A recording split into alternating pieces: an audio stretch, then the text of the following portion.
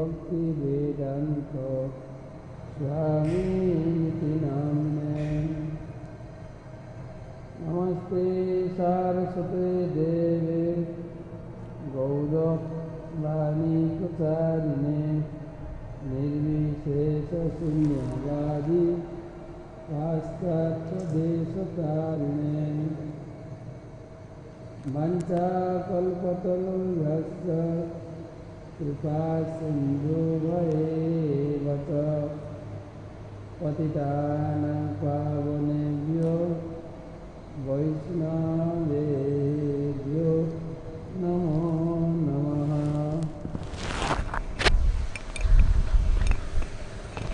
जय श्री कृष्ण चैतन्य प्रभु नित्यानंद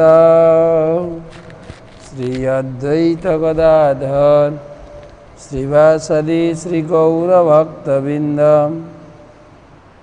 हरे कृष्ण कृष्ण कृष्ण हरे हरे, हरे राम राम राम हरे हरे। ओं नमो भगवते वासुदेवाय। ओं नमो भगवते वासुदेवाय। ओं नमो भगवते वासुदेवाय।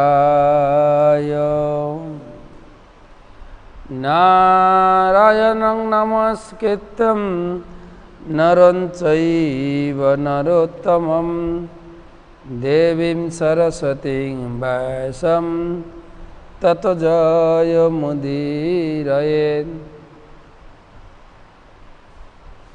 नमो विष्णुपादाय कृष्णपृष्ठाय भूतले श्रीमते जयपताका स्वामिनिति नामिने। नमाचार्यपादाय निताय कृपापदायिने गौरकथाधामदाय नगरग्रामतारिणे।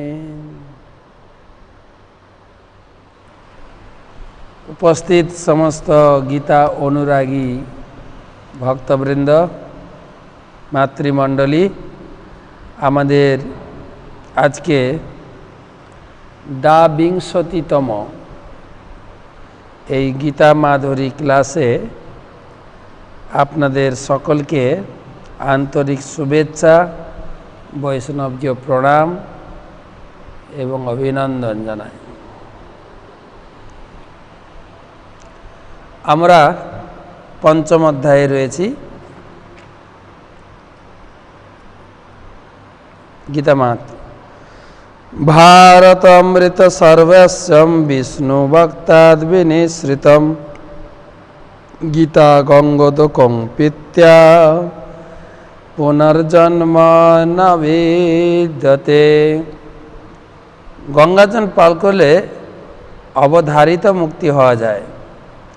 गंगा जल पान करले अवधारित भावे मुक्ति पाওয়া যায়। আর যিনি ভগবত গীতার পূর্ণ পীযুষ পান করেছেন তার কি বলার আছে।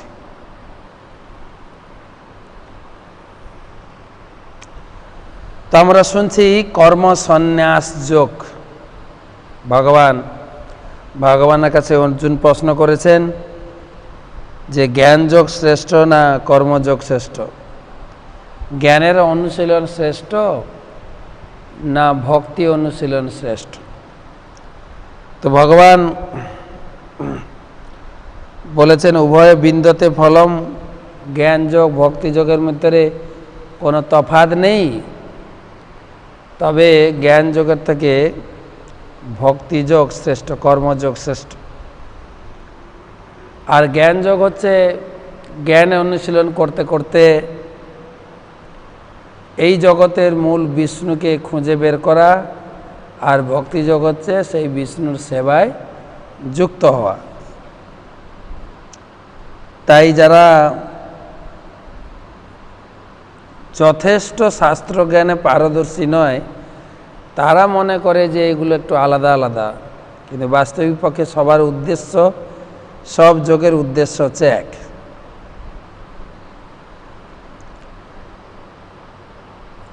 তো 6 নম্বর শ্লোক পর্যন্ত আমরা পড়েছি কালকে। সন্ন্যাসস্তু মহাবাহো দুঃখম আপনুত যোগত যোগযুক্ত মুনির্ব্রহ্মণ অচিরেণ অধিগচ্ছতি। হে মহাবাহ, কর্মযোগ ব্যতীত কর্মত্যাগরূপ সন্ন্যাস দুঃখজনক, কিন্তু যোগযুক্ত মুনি অচিরেই ব্রহ্মকে লাভ করেন। কর্মত্যাগে শান্তি লাভ হয় না, কর্মযোগে শান্তি লাভ হয় আর দুঃখ নিবৃত্তি হয়। সেই কর্মযোগী ব্যক্তি কিভাবে কার্য করেন? 7 নম্বর শ্লোকে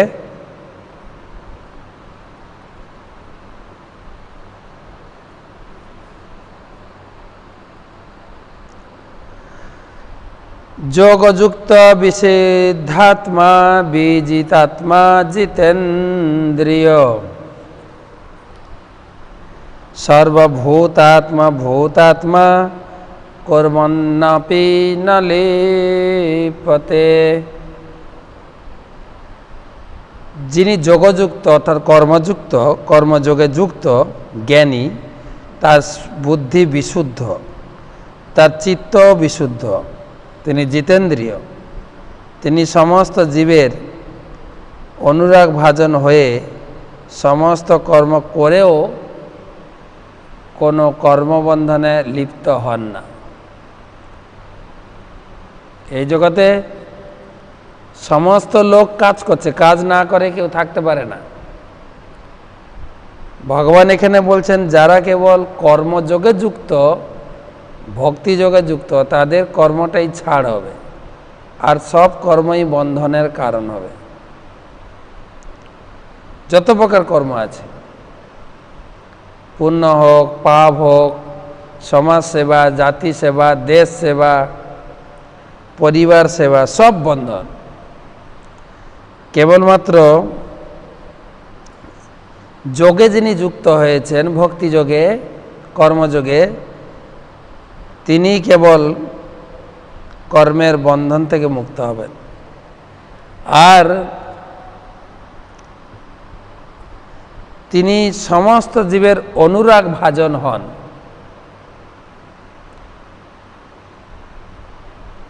যিনি ভক্তিযোগে যুক্ত হবেন, সর্বভূতাত্মা ভূতাত্মা শব্দার্থে প্রভুপাদ লিখেছেন যে তিনি হচ্ছেন সমস্ত জীবের প্রতি দয়াশীল। কেবলমাত্র ভক্তিযোগী ব্যক্তি, কর্মযোগী ব্যক্তি, তিনি সমস্ত জীবের প্রতি দয়াশীল হতে পারেন। তাছাড়া আমরা যতই দেশ সেবা, জাতি সেবা, সমাজ সেবার কথা উল্লেখ করি না কেন, বা বড় বড় যাদেরকে তথাকথিত মহাত্মা বলা হয়, কেউ কেউ বলে গেছেন জীবে প্রেম। জীবে প্রেম মানে হচ্ছে সমস্ত জীবের প্রতি প্রেম। কোনো জীবকে আপনি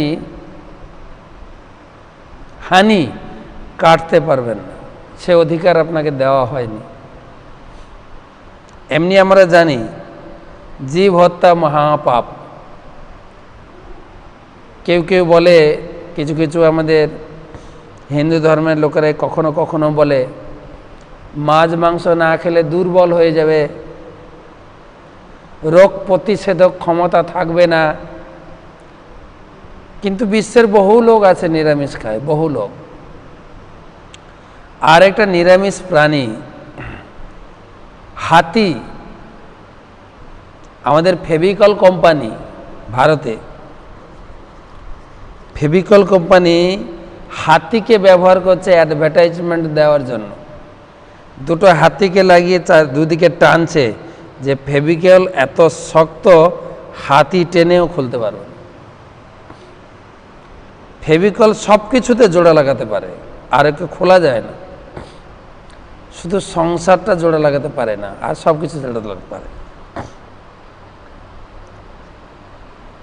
তাই যিনি ভক্তিযোগ অনুশীলন করবেন, ভক্তিযোগ অনুশীলন করবেন, তিনি প্রকৃতপক্ষে জগতের দয়া দেখাতে পারেন, সমস্ত জীবের প্রতি দয়া। তিনি জানেন সকল জীবের পিতা হচ্ছেন ঈশ্বর, তাই কোনো জীবকে আঘাত দেওয়া উচিত নয়। চাণক্য পণ্ডিত বলেছেন যে যিনি যথার্থ পণ্ডিত,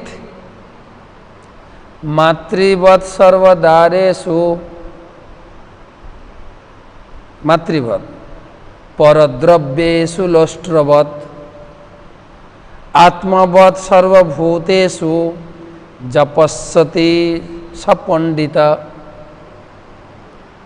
যিনি শাস্ত্রের জ্ঞানে পণ্ডিত, তিনি কিভাবে জগতে দর্শন করবেন?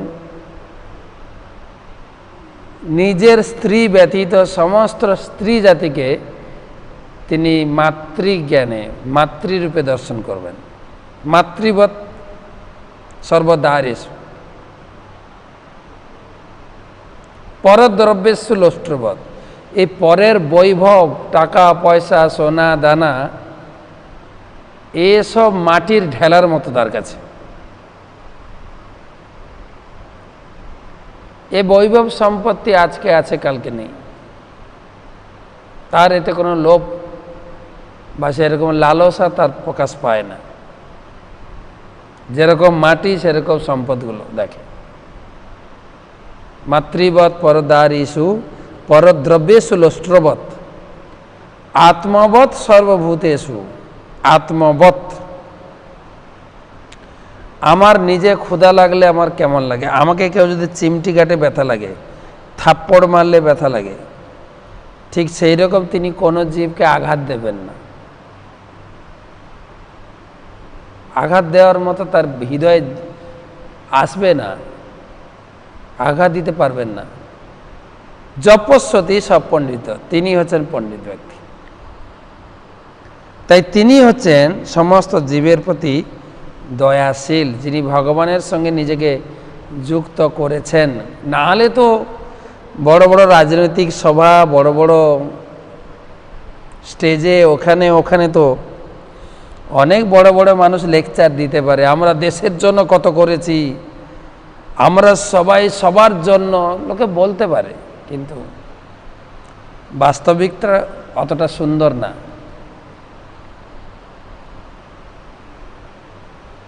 আমাদের দেশে কত প্রকার প্রকল্প আছে, আমরা দেখি কত প্রকার প্রকল্প।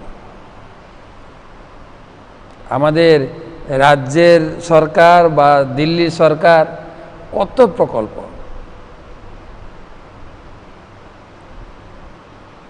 স্বাস্থ্যবিধি, স্বাস্থ্যশ্রী, যুবশ্রী, কন্যাশ্রী, সাইকেলশ্রী, মৃত্যুশ্রী, কত প্রকল্প।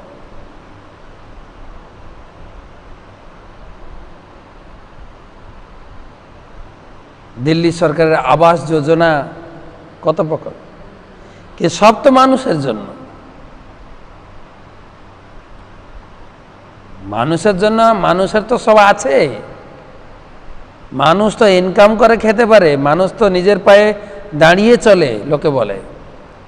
ছোট থেকে সে কত সংগ্রাম করে, পড়াশোনা করে, ইনকাম করে খেতে পারে। আজ কত উন্নত ব্যবস্থা, কিন্তু পশু পাখি, কীট পতঙ্গ তারা তো না পারে ইনকাম করতে, না পারে পড়াশোনা করতে। ওই কোনো সরকার তো তাদের জন্য খাওয়ার ব্যবস্থা করেন না, কোনো সরকার তো করেন না।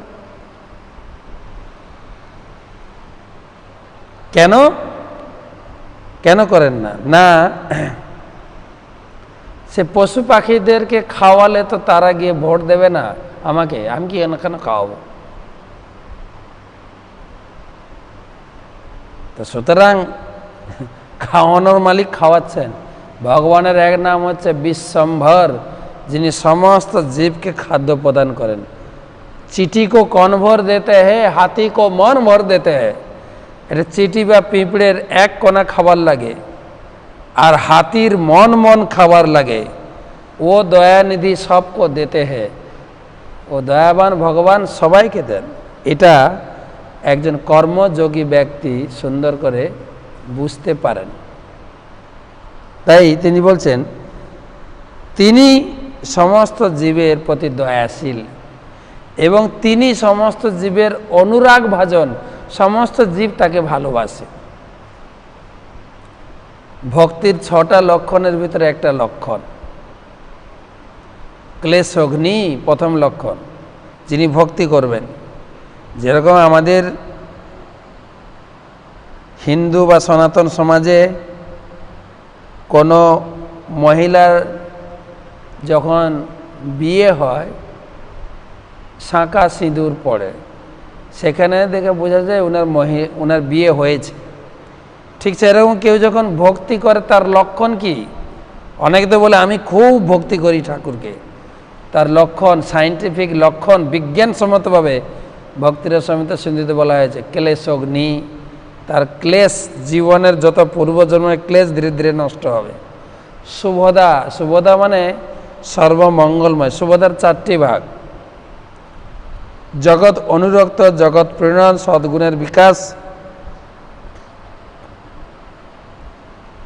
জগৎ অনুরক্ত, সমস্ত জগৎ তাকে ভালোবাসতে শুরু করে যে ভক্তি করে, এবং তিনি জগৎকে ভালোবাসেন। জগৎকে কিভাবে ভালোবাসেন? ভালোবাসেন কিভাবে? তিনি জগৎকে ভালোবাসেন। সারা জগতের লোক কৃষ্ণকে ভুলে গিয়ে এই জগতে কষ্ট পাচ্ছে। কৃষ্ণ আমাদের পিতা। আমরা ছোটোখাটো কোম্পানিতে চাকরি করলে আমি খুব গর্ব করি, মাসের শেষে 20,000 30,000 টাকা বেতন পাবো। কিন্তু কৃষ্ণ কোন কোম্পানির মালিক? তার সেবা করলে যে তার কিছু জুটবে না? তুমি তো সমস্ত কিছুর মালিক, সেই বিশ্বাস থাকা দরকার। তাই তিনি সর্বভূতাত্মা, ভূতাত্মা, সমস্ত জীবের বন্ধু। তিনি সমস্ত জীবের মঙ্গলের জন্য কাজ করেন, তাই তিনি কর্মবন্ধনে আবদ্ধ হন। আর মঙ্গল কি? জীবের মঙ্গলটা কিসে হয়? মঙ্গল আমি করতে পারি না, আপনি করতে পারেন না, ক্লাবের লোক করতে পারে না, রাজনৈতিক নেতারাও করতে পারেন না। আমরা ছোট থেকে শাস্ত্র পড়ি না পড়ি সবাই এক বাক্যে স্বীকার করি, ভগবান যা করেন মঙ্গলের জন্য। এই কথাটা কেউ কাটতে পারবেন না কিন্তু, যে না, মা বাবা যা করে মঙ্গলের জন্য, আত্মীয় স্বজনরা যা করে মঙ্গলের জন্য, ক্লাবের লোকেরা যা করে মঙ্গলের জন্য, দেশ নেতা মন্ত্রীরা যা করে মঙ্গল, না, মোটেই না। এটা আপনি কি করে এটাকে এডিট করবেন? ভগবান যা করে মঙ্গলের জন্য, যা করেন। তাই সমস্ত জীবের প্রতি অনুরাগ ভাজন।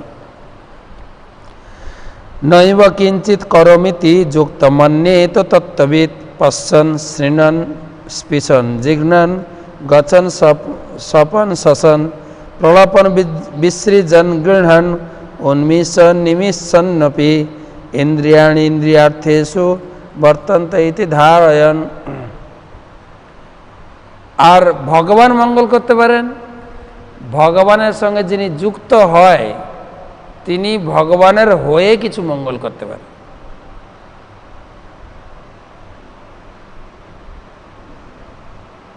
একবার আমি যখন পড়াশোনা করতাম বাড়িতে, আমি বিবেকানন্দ পাঠচক্রের সঙ্গে যুক্ত ছিলাম। একবার বিবেকানন্দ বলছেন গুরুদেব রামকৃষ্ণ ঠাকুরকে, যে আমি জীবের মঙ্গল করতে চাই। ঠাকুর বলছেন, না, আমরা কেউ মঙ্গল করতে, তুই কি মঙ্গল করবি? ঈশ্বর মঙ্গল করতে পারেন, ঈশ্বর। সেখানে আমরা পড়তাম ঈশ্বর। তাই এই 7 নম্বর শ্লোকে বলা আছে বিশুদ্ধ চিত্ত জিতেন্দ্রিয়, তার ইন্দ্রিয় সমূহ সংযত। তিনি তার ইন্দ্রিয় যেহেতু বশীভূত, তাই তিনি সমস্ত কর্ম সংযত হয়ে সমস্ত জীবের মঙ্গলার্থে তিনি চিন্তা করেন। চিন্ময় চেতনায় অধিষ্ঠিত ব্যক্তি 8-9 শ্লোক। ওই যে ব্যক্তি দর্শন, শ্রবণ, স্পর্শ, ঘ্রাণ, ভোজন, গমন, নিদ্রা ও নিঃশ্বাস আদি ক্রিয়া করেও সর্বদা জানেন যে প্রকৃতপক্ষে তিনি কোনো কিছুই করেন না। কারণ প্রলাপ, ত্যাগ, গ্রহণ, চক্ষুর উন্মেষ, নিমেষ কারো সময় তিনি সবসময় তিনি জানেন যে জড় ইন্দ্রিয়গুলি কেবল জড় ইন্দ্রিয়ের বিষয়ে প্রবৃত্ত হয়, তিনি কিছুই করেন না। তিনি ভগবৎ সেবায় মগ্ন থাকেন। তার শরীরের প্রয়োজনে তিনি আহার করেন, কি খান, ভালো মন্দ কোনো কিছু বিচার নেই। আপনারা সে রুই দাসের কাহিনী শুনে থাকবেন, মহাভারতে রুই দাস, যে দ্রৌপদী বৈষ্ণব ভোজন করিয়েছিলেন। রুই দাসকে আমন্ত্রণ করেছেন যুধিষ্ঠির মহারাজ, বৈষ্ণব সেবা দেবেন, আর বৈষ্ণব সেবা সুসম্পন্ন হলে ঘণ্টা বাজবেই। দ্রৌপদী কত পদ রান্না, দ্রৌপদী তো সাক্ষাৎ লক্ষ্মী অংশ, তিনি কোনো মায়ের গর্ভ থেকে জন্মগ্রহণ করেন, তিনি যজ্ঞ থেকে এসছেন। কত সুন্দর পদ, আর দ্রৌপদী তো এমনি অক্ষয় পাত্র বর ছিল, সূর্য থালি অক্ষয় পাত্র, কত পদ রান্না করেছেন। তাকে রুই দাসকে বাড়িতে আমন্ত্রণ করে স্বাগতম জানিয়ে তাকে ভোজনের জন্য আহ্বান করা হয়েছে। তিনি বসেছেন আর রুক্মিণী সমস্ত পদ সুন্দর করে পরিবেশন করেছেন, আর রুই দাস সব কিছু নিয়ে একসঙ্গে মাখিয়ে প্রসাদ হিসেবে খেলেন। দ্রৌপদী সন্তুষ্ট হলেন না।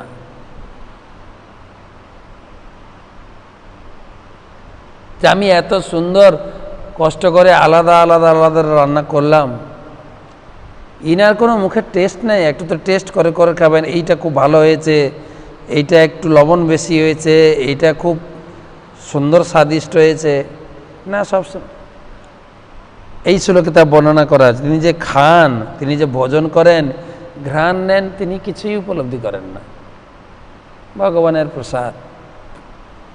এই হচ্ছে যিনি কর্মযোগে উন্নত ব্যক্তির। আমাদের মুখে টেস্ট আছে, পকোড়াটা, পনিরের সবজি, ধোকা সবজি, হ্যাঁ এগুলো হলে ঠিক আছে, বা বাংলাদেশের যে বত্তা সব। ইনার যিনি কর্মযোগী ব্যক্তি, তার ভোজন, তার ঘ্রাণ, তার স্পর্শ, তার শ্রবণ, প্রকৃতপক্ষে তিনি কিছু করেন না, তার টেস্টই নেই মুখে, ভগবত চিন্তায় নিমগ্ন। শরীর ধারণ করার জন্য কতটুকু খেতে হয় এইটুকু।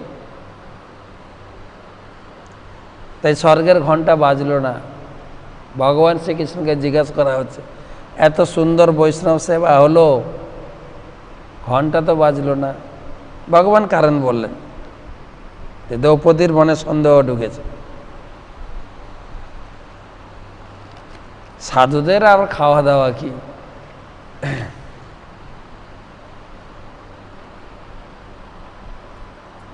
তো সেই জন্য তিনি কোনো কিছু করেন না, জাস্ট ইন্দ্রিয়গুলো, চোখ দেখতে হয়, দেখে যে কি দেখে। আমাদের চোখ যেরকম ইন্দ্রিয়ের প্রতি, ইন্দ্রিয় বিষয়ের প্রতি ধাবিত হয়, আমি যদি পুরুষ হই আমার চোখ যাবে মহিলার দিকে আকৃষ্ট হয়ে, আমি পুরুষ হলে মহিলার দিকে যাবে, মহিলা হলে পুরুষের দিকে যাবে।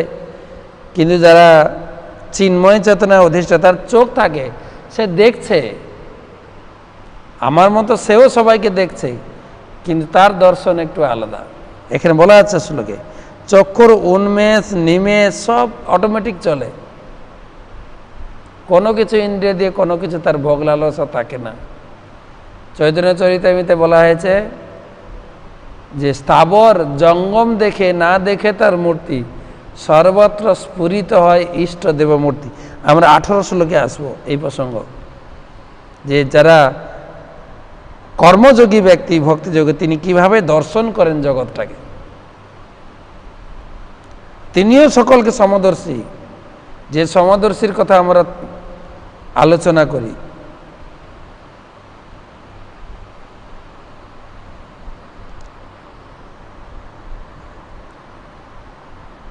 তাই এই প্রকার ব্যক্তি সমাজে থাকলেও 10 নম্বর শ্লোকে ব্রহ্মণ্যাধায় কর্মাণি সঙ্গম তক্ত্যা করোতি য লিপ্যতে ন স পাপেন পদ্মপত্র ইমাম ভাষা। বলছে এই প্রকার ব্যক্তি যিনি ভগবানকে সমস্ত কর্ম অর্পণ করে অনাসক্ত এই কর্ম করেন, কোনো পাপ তাকে স্পর্শ করতে পারে না। বলছে কীভাবে? উদাহরণ দিয়ে বুঝাচ্ছেন। ঠিক যেমন পদ্মপাতাকে জল স্পর্শ করতে পারেন, জলের ভিতরেই জন্মায়, পদ্ম গাছ তো জলের ভিতরেই থাকে, তো পদ্মপাতাও জলের উপরে উঠে থাকে, কি জল তাতে পড়লেও জল পাতাকে ভেজাতে পারে না। ঠিক সেই রকম চিন্ময় চেতনা বা কর্মযোগী ব্যক্তি, ভক্তিযোগী ব্যক্তি, তিনি সমস্ত প্রকার কর্ম করবেন, কিন্তু জগতের কোনো কিছু ক্রিয়া প্রতিক্রিয়া সুখ দুঃখ তাকে স্পর্শ করবে না। কালকে যেরকম এক প্রভু প্রশ্ন করেছিলেন, পঞ্চপাণ্ডব, হরিদাস, প্রহ্লাদ, তাদের উপরে যা অত্যাচার গেছে, শাস্ত্রে বলা আছে যারা ভগবানের ভক্ত হয় ভগবান তাদেরকে পরিত্রাণায় সাধনা, ভগবান তাদেরকে রক্ষা করেন। কিন্তু আমরা প্র্যাকটিক্যাল দেখছি হরিদাস, প্রহ্লাদ, পঞ্চপাণ্ডবের জীবনের যে দুঃখময় পরিস্থিতির মধ্যে তারা গেছেন, এখান থেকে আমরা ভক্তিযোগে কি সাহস নিয়ে এগাবো? ভক্তি করলে দুঃখ বাড়বে না কমবে? এটা একটা প্রশ্নের ব্যাপার। কিন্তু ভক্তি করলে দুঃখ বাড়বে না, কিন্তু এই শ্লোকে বলা আছে কোনো দুঃখই তাকে স্পর্শ করে না। যদিও বৈষ্ণবকে দেখো ব্যবহার দুঃখ, চৈতন্য চৈতামিতে কোনো বৈষ্ণবকে যদি তুমি দেখতে পাও যে তার কত কষ্ট, তাকে সে কত দুঃখে আছে, মহাপ্রভু বলছেন না, তবুও জানিও সে পরানন্দ সুখ, তিনি সুখে পরম আনন্দে রয়েছেন, দুঃখে নেই। মহাপ্রভু যখন এখানে নবদ্বীপে এই মায়াপুর ধামে তিনি ছোট্ট শিশুরূপে, দুরন্ত পড়ুয়া রূপে তিনি লীলাবিলাস করছিলেন, যেরকম ভগবান কৃষ্ণ বৃন্দাবনে তিনি ছোটবেলায় গোচারণ লীলা করে সময়টা কাটিয়েছেন। মহাপ্রভু এখানে পণ্ডিত, নিমাই পণ্ডিত লীলা। আর তিনি, তার বাড়ি ছিল মায়াপুর যোগপীঠ, আর পাশেই রয়েছে বামন পুকুর বাজার। সেখানে একজন দোকানদার ছিলেন শ্রীধর। কি বিজনেস ছিল? মোচা, কলার মোচা, থোড়, কলার পাতা, কলার বাকল, এইসব বিক্রি করতেন। আর বিক্রি করে যা পয়সা হতো হাফ পয়সা দিয়ে গঙ্গা পূজা করতেন, আর হাফ পয়সা দিয়ে বিজনেস চলতো, সংসার চলত। আবার সেই বিজনেসের মাধ্যমে নিমাই যেতেন, নিমাই গিয়ে কলা, থোড়, মোচা নিয়ে কাড়াকাড়ি করতেন। কত দাম? 2 আনা। কেন তুমি এত বড় বিজনেস, এত লাভ নিচ্ছ কেন? এটা 1/2 আনা নাও, 1 আনা নাও, এই করে প্রতিদিন কাড়াকাড়ি করত। প্রতিদিন তুমি বড় বিজনেসম্যান, এত কেন লাভ নিচ্ছ আমাদের কাছে? প্রতিদিন। আর সেই নিমাই যখন গয়াতে পিতৃপিণ্ড দেওয়ার ছলে ঈশ্বরপুরীর কাছ থেকে দীক্ষা গ্রহণ করে ফিরলেন, মহাপ্রভুর সেই কৃষ্ণ ভক্তির প্রাকট্য জগতে তিনি প্রকাশ করলেন। হা কৃষ্ণ, কোথা কৃষ্ণ, এছাড়া তিনি আর তার মুখে আর কিছু বেরোতেন না। সারাদিন তিনি কৃষ্ণ ভক্তি প্রচার করতেন। গৃহস্থ সন্ন্যাসী ব্রহ্মচারীদের উপদেশ প্রদান করেছেন। আর রাত্রে নৈশ কীর্তন করতেন। গভীর রাত্রে তিনি অন্তরঙ্গ ভক্তদের নিয়ে হরিনাম কীর্তনের রস আস্বাদন করতেন। সেই বৃন্দাবন হলো এই নদিয়া, যে বৃন্দাবন ধাম সেই হচ্ছে নবদ্বীপ, নবদ্বীপ, গুপ্ত বৃন্দাবন ধাম। ওখানকার রাসলীলা, এখানে আছে সংকীর্তন লীলা। একদিন সংকীর্তন করতে করতে মহাপ্রভু এইরকম ঘরের যে অল্টার ছিল, গৃহ মন্দির, সেখানে সিংহাসনে বসে তিনি চতুর্ভুজ প্রকাশ করে বললেন, দেখো আমি কে? আমি বিষ্ণু সাক্ষাৎ। তো তোমরা ভক্তরা আমার কাছ থেকে কিছু বর চাও, আমি তোমাদের বর দিতে চাই। এক এক ভক্তকে আহ্বান করছেন। অদ্বৈত আচার্য, প্রভু তোমার মনে পড়ে তুমি যখন গীতা পড়তে, গীতার প্রত্যেকটা শ্লোকে তুমি ভক্তির অর্থ খুঁজতে। ভক্তির অর্থ প্রতিটা শ্লোকে, প্রতিটা। আর যে শ্লোকে ভক্তির অর্থ খুঁজে পেতেন না,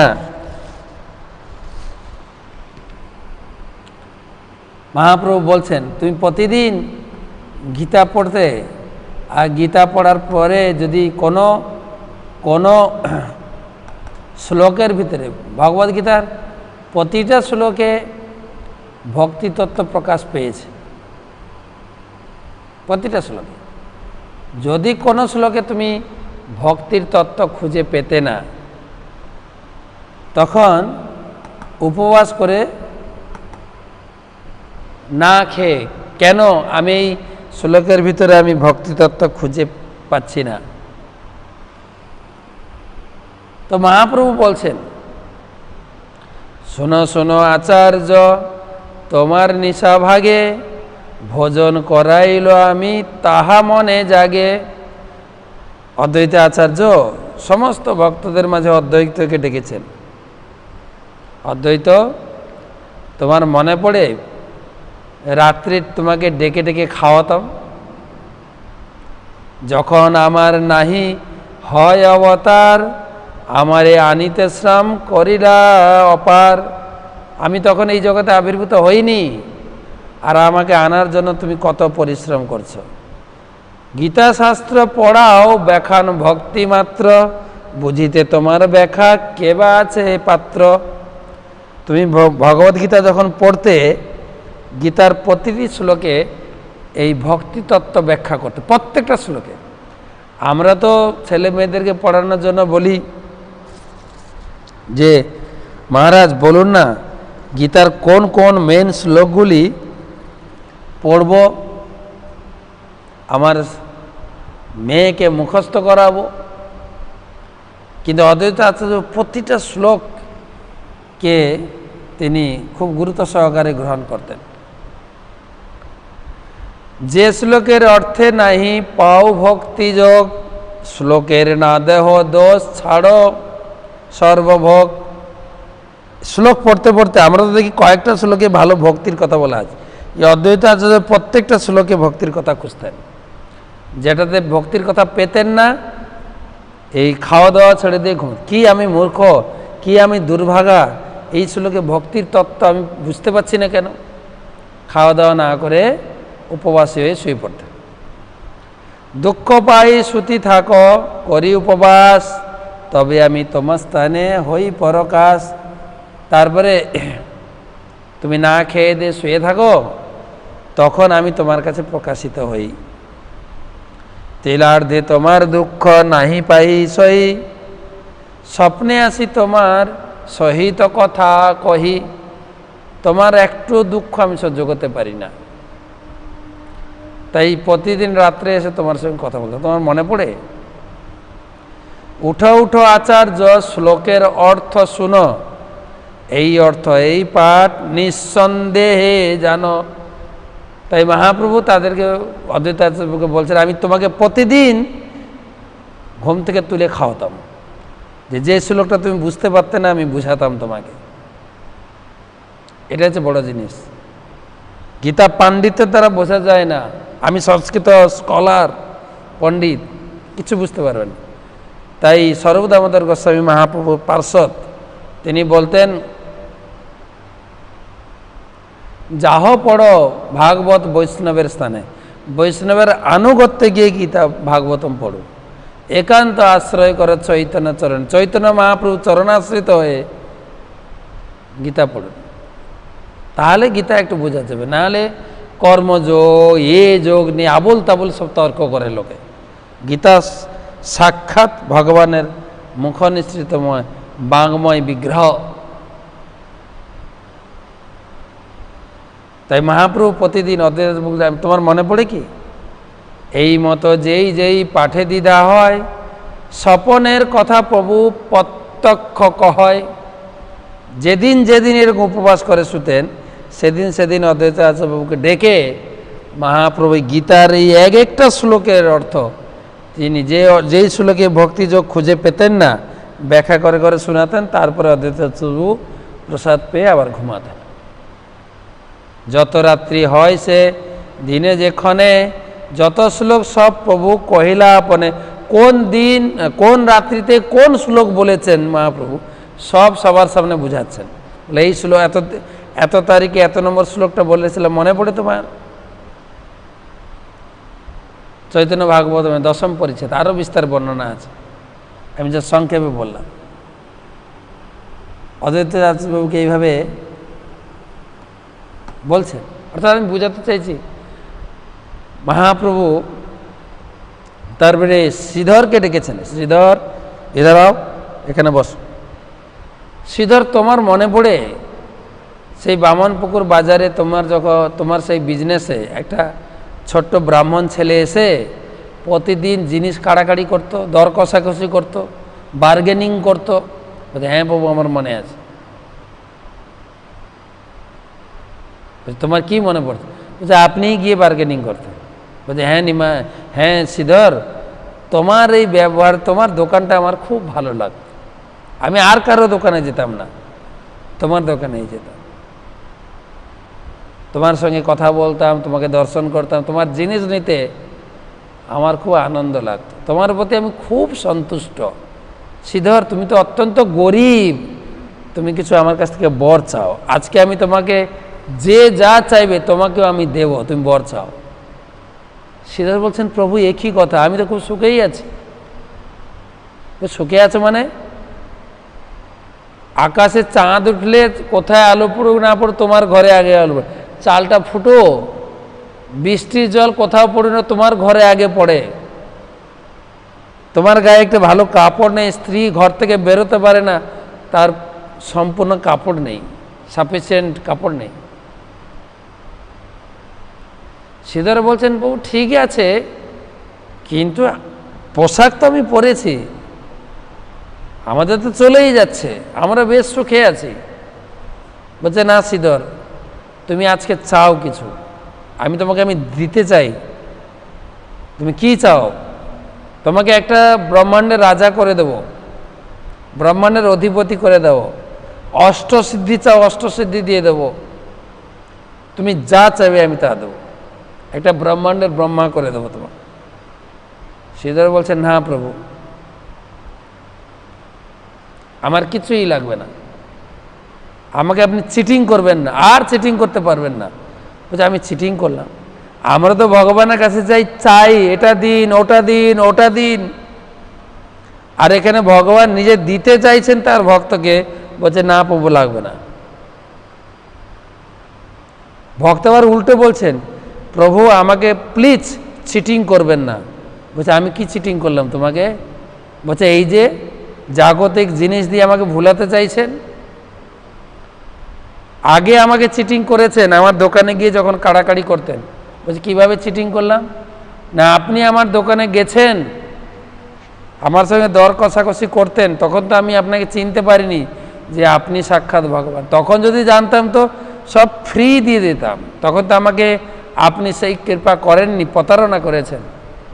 আপনার সম্পূর্ণ স্বরূপ গোপন রেখে আমার কাছে গেছেন, কিন্তু এখন তো আপনাকে চিনে ফেলেছি, আপনার কাছে আমি কিচ্ছু বর চাইব না। ভগবান মহাপ্রভু বলছে, আরে শ্রীধর, দেবদেবীর ভক্তরা তারা বিষ্ণু ঠাকুরের নিন্দা করে, আমার নিন্দা করে, কেননা দেবদেবীদের কাছে যা চাওয়া হয় পাই। এই বিষ্ণু ঠাকুর খুব কৃপণ, কাউকে কিছু দেয় না, সেই জন্য বিষ্ণু ঠাকুরের মন্দিরে ভিড় সব থেকে কম। বিষ্ণু ঠাকুর মন্দিরের ব্যাংকে বেশি কাস্টমার আসে না, অন্যান্য ব্যাংকে ভিড় বেশি। যত সমস্ত চিট ফান্ড ব্যাংক আছে, এটা দিন ওটা দিন ওটা দিন, প্রচুর ভিড়। বিষ্ণু ঠাকুরের ব্যাংকে ভিড়ই নেই, বাতি দেওয়ার লোক থাকে না।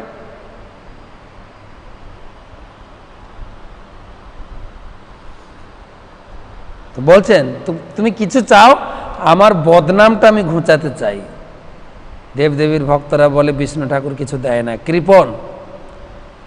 শ্রীধর বলছেন, ঠিক আছে প্রভু, আপনি যখন চাইছেন আমাকে এই বর দিন। যেই প্রভু কাড়ি নিল মোর থোড় কলাপাত, সেই প্রভু হোক মোর জন্মে জন্মে নাথ। যেই প্রভু ছোটবেলায় আমার দোকানে গিয়ে থোড় মোচা কাড়াকাড়ি করতেন, তার চরণ যেন আমি কখনো না ভুলি প্রভু, আমাকে এই আশীর্বাদ করুন। মহাপ্রভু সন্তুষ্ট হয়, শ্রীধর তথাস্তু। তাই এখানে আমি বোঝাতে চাইছি যে ভক্ত এই জগতের কোনো দুঃখ, কালিমা, গরিব কিছুই স্পর্শ করে না, পরানন্দ সুখে থাকেন ভগবানকে নিয়ে। আমরা মনে করি যে ও বৈষ্ণব হয়ে কি লাভ হয়েছে, তা তো কিছুই নাই। একটা গাছের গোড়ায় বৈষ্ণব ভোজে ভজন করে, অনেক দিন ধরে করছে। পাশে একটা ধনী লোক, ও সুন্দর বাড়ি বানিয়েছে। এখন বাড়ি বানানোর পরে গৃহপ্রবেশ হবে, গৃহপ্রবেশ হয় না, তো তার আগে সাধুকে নেমন্তন্ন করে যায়, সাধু বাবা আমার বাড়িতে যদি একটু চরণধুলি দেন, আমি একটু কৃতার্থ হব, আমি একটু নতুন বাড়ি বানিয়েছি, আপনার চরণধুলি পেলে বাড়িটা আমার শুদ্ধ হয়ে যাবে। সাধুবাবা বলছে, ঠিক আছে যাব।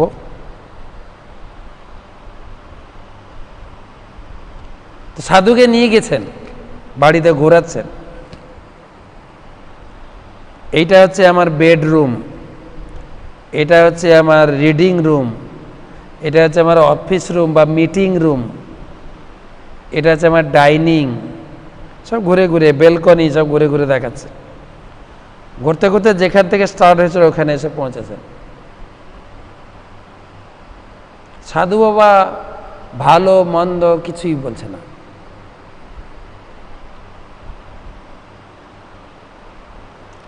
বাড়িতে সবাই একটু সম্মান চায়, বাড়ি দেখে দেখে যেরকম গৃহপ্রবেশ একটা তো একটা ধর্ম অনুষ্ঠান, আরেকটা হচ্ছে আত্মীয় স্বজনকে দেখাতে চায়, দেখো আমি কিরকম বাড়িটা বানিয়েছি।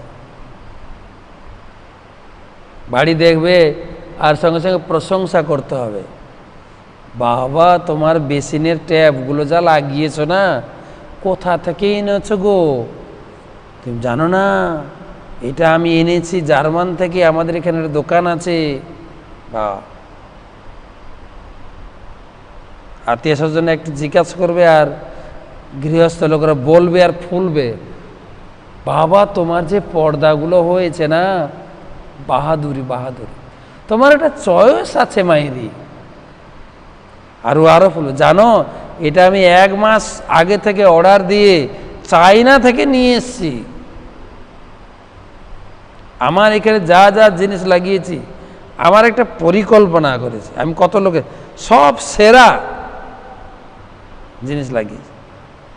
তো আত্মীয় স্বজনরা বলে বলে ফুলায় গৃহকর্তাকে, কারণ না ফুলালে তো ভালো করে অতিথি যত্ন করবে না।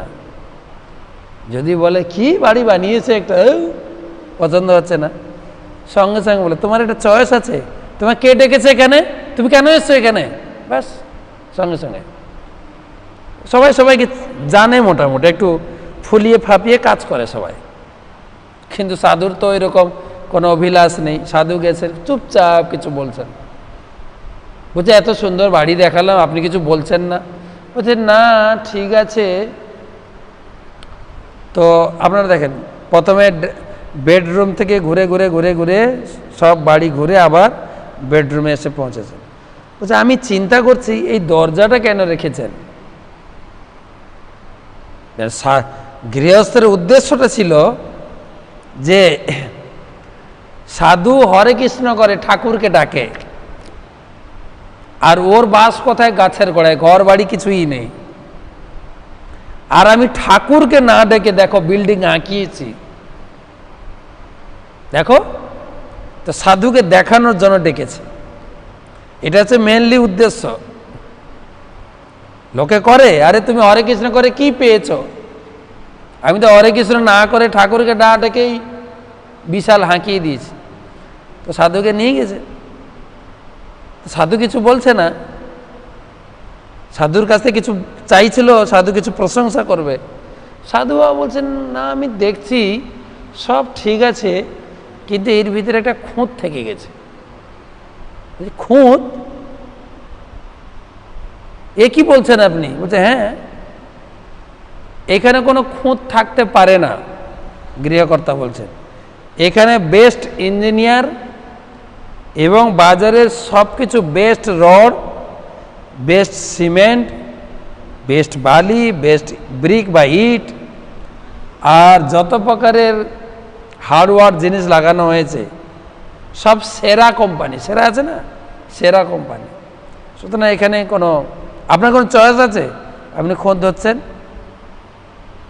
লোকে তো জানে এই সাধু বাবা গাছের গোড়ায় থাকে, এর আবার বিল্ডিং সম্বন্ধে কি আইডিয়া।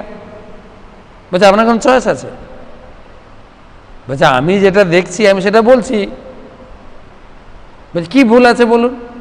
বলছে এই ঘর বানিয়েছেন সুন্দর করে, দরজা রেখেছেন কেন? শুনে অবাক, দরজা রেখেছি কেন মানে? আরে ঘরে ঢুকে বেরোনোর জন্য দরজা থাকবে না? বলছে ওটাই তো আপনার গলত। বলছে কিসের গলত? বলছে আপনি তো ঘর বানিয়েছেন এখানে পার্মানেন্ট থাকার জন্য, কিন্তু আপনার আত্মীয় স্বজনরা এই দরজা দিয়ে আপনাকে বের করে নিয়ে যাবে শ্মশানে। আপনি দরজা না রাখতে পারতেন, আপনাকে কেউ বের করতে পারত না। লোকটা তো শুনে অবাক। এই হচ্ছে প্রসঙ্গ। লোকে দেখাতে চায় আমি কত সুখে আছি। কে সুখে আছে? সুখে কে আছে? নিজে নিজে বিচার করে দেখুন। যত বিষয় তত বোঝা।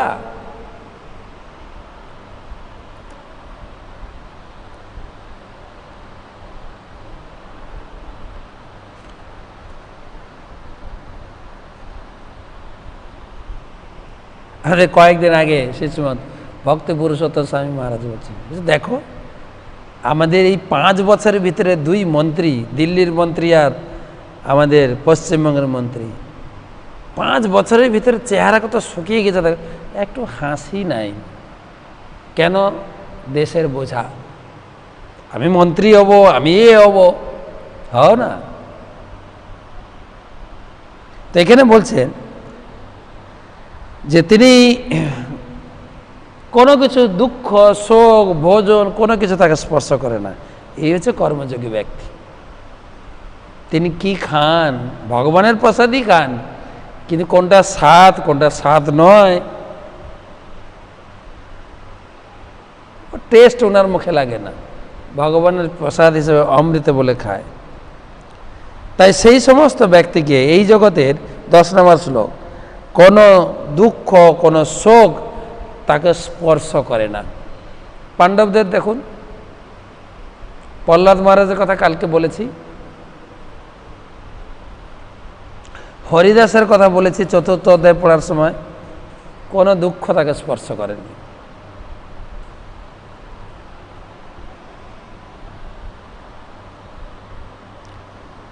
কায়েন মনসা বুদ্ধা কৈবল্য ইন্দ্রিয়রপি যোগী না কর্ম করবন্তি সংত্যক্তাত্মশুদ্ধয়ে। আত্মশুদ্ধির জন্য যোগীরা কর্মফলের প্রতি আসক্ত হয়ে আসক্তি ত্যাগ করে দেহ মন বুদ্ধি এমনকি ইন্দ্রিয় দ্বারাও কর্ম করে। কর্ম যোগীরাও বা ভক্তি যোগীরাও সবসময় কর্ম করে কি দিয়ে? মন দিয়ে, দেহ দিয়ে, বুদ্ধি দিয়ে, ইন্দ্রিয় দিয়ে। আমরা তো কর্ম করি হয়তো হাতে, মন পড়ে আছে অন্য জায়গায়। কখন অফিসটা ছুটি হবে রে, মন পড়েছে আরেক জায়গায়। আজকে জানো কাছে মন লাগছে না, ব্যাস। কিন্তু যোগী সব সময় ইন্দ্রিয় দিয়ে, হাত পা চোখ ইন্দ্রিয় দিয়ে, মন দিয়ে, বুদ্ধি দিয়ে বিচার করেন কিভাবে জগতে কৃষ্ণ ভক্তির প্রচার হবে, সব সময় লোকের কি করে মঙ্গল হবে। আমাদের গুরু মহারাজ প্রতিদিন সমস্ত লোকের সঙ্গে কানেক্ট করছেন। আমি এখন তো লকডাউন চলছে, আমি অনলাইনের মাধ্যমে তোমার বাড়ি এলাম, তোমার বাড়িতে দেখি কীভাবে ভোগ লাগাচ্ছ, কীভাবে অল্টার সাজিয়েছ। আমাকে বলছেন, জানো আমি কয়েকটা বাড়িতে গেছি, আমি সিঙ্গাপুরে গেলাম, আমি দক্ষিণ কোরিয়ায় গেলাম, কালকে আমি মালয়েশিয়া যাব। সব সময় মন দিয়ে বুদ্ধি দিয়ে কীভাবে লোকের সঙ্গে যুক্ত থাকা যায়, লোকের কিভাবে দুটো কৃষ্ণ কথা শোনানো যায়, লোককে এই দুর্যোগের ভিতরে কৃষ্ণ কথাই হচ্ছে লোকের আহার। তাই কায়েন মনসা, শরীর দিয়ে, মন দিয়ে, বুদ্ধি দিয়ে তিনি কেবল ভগবত সেবা করে যান।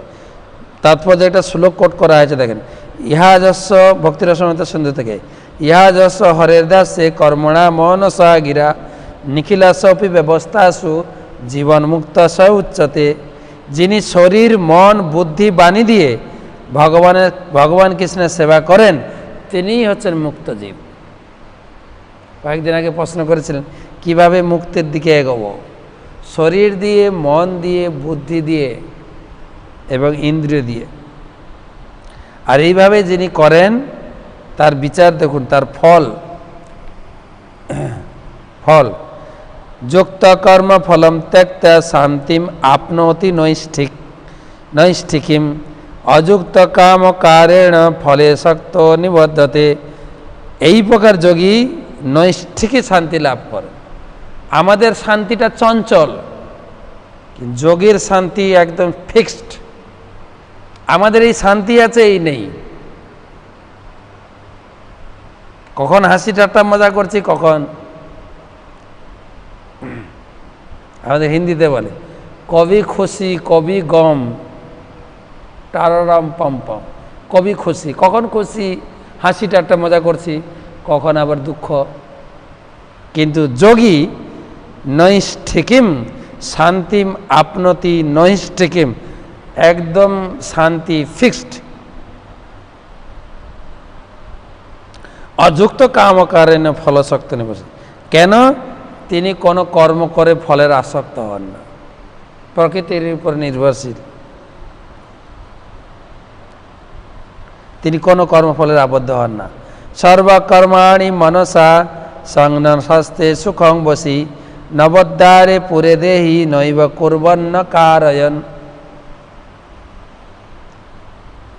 বাহ্যে সমস্ত কার্য করেও মন দ্বারা, বাহ্যে সমস্ত কার্য করেও মন দ্বারা সমস্ত কর্ম ত্যাগ করে। কর্মত্যাগ মানে কর্মফল ত্যাগ, যে আমি এই কর্ম করছি আমি ফল খাবো না, ত্যাগ করে জীব নবদ্বার বিশিষ্ট দেহে সুখে বাস করেন।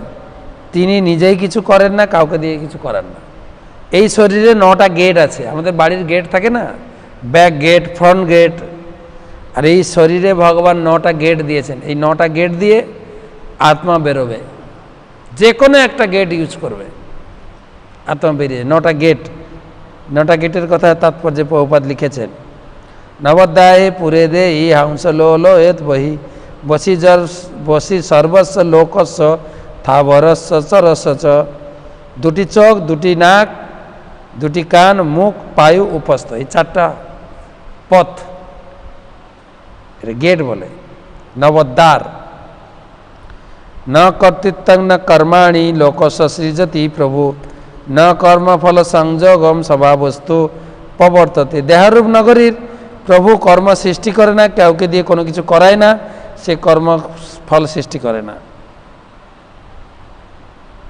এ সবই জড় প্রকৃতির গুণের প্রভাবে, মানে আত্মা কোনো কিছু করে না, কিছু কোনো কিছুতে লিপ্ত নেই। তাহলে কে করায়? আত্মাও কিছু করে না, আর ভিতরে ভগবান পরমাত্মা তিনিও কিছু করেন না। 15 নম্বর শ্লোকে, না দত্তে কস্যচিৎ পাপম ন চৈব সকৃতং বিভু অজ্ঞানেনাবৃতম জ্ঞানম তেন মুহ্যন্তি জন্তব।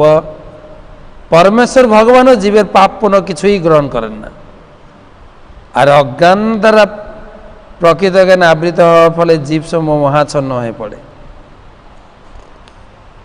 কে করায়?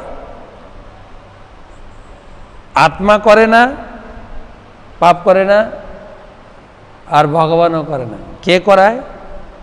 না এই জীব শরীর সূক্ষ্মমান বাসনা করে, জীব ইচ্ছা প্রকাশ করে, ভগবান অনুমোদন করেন,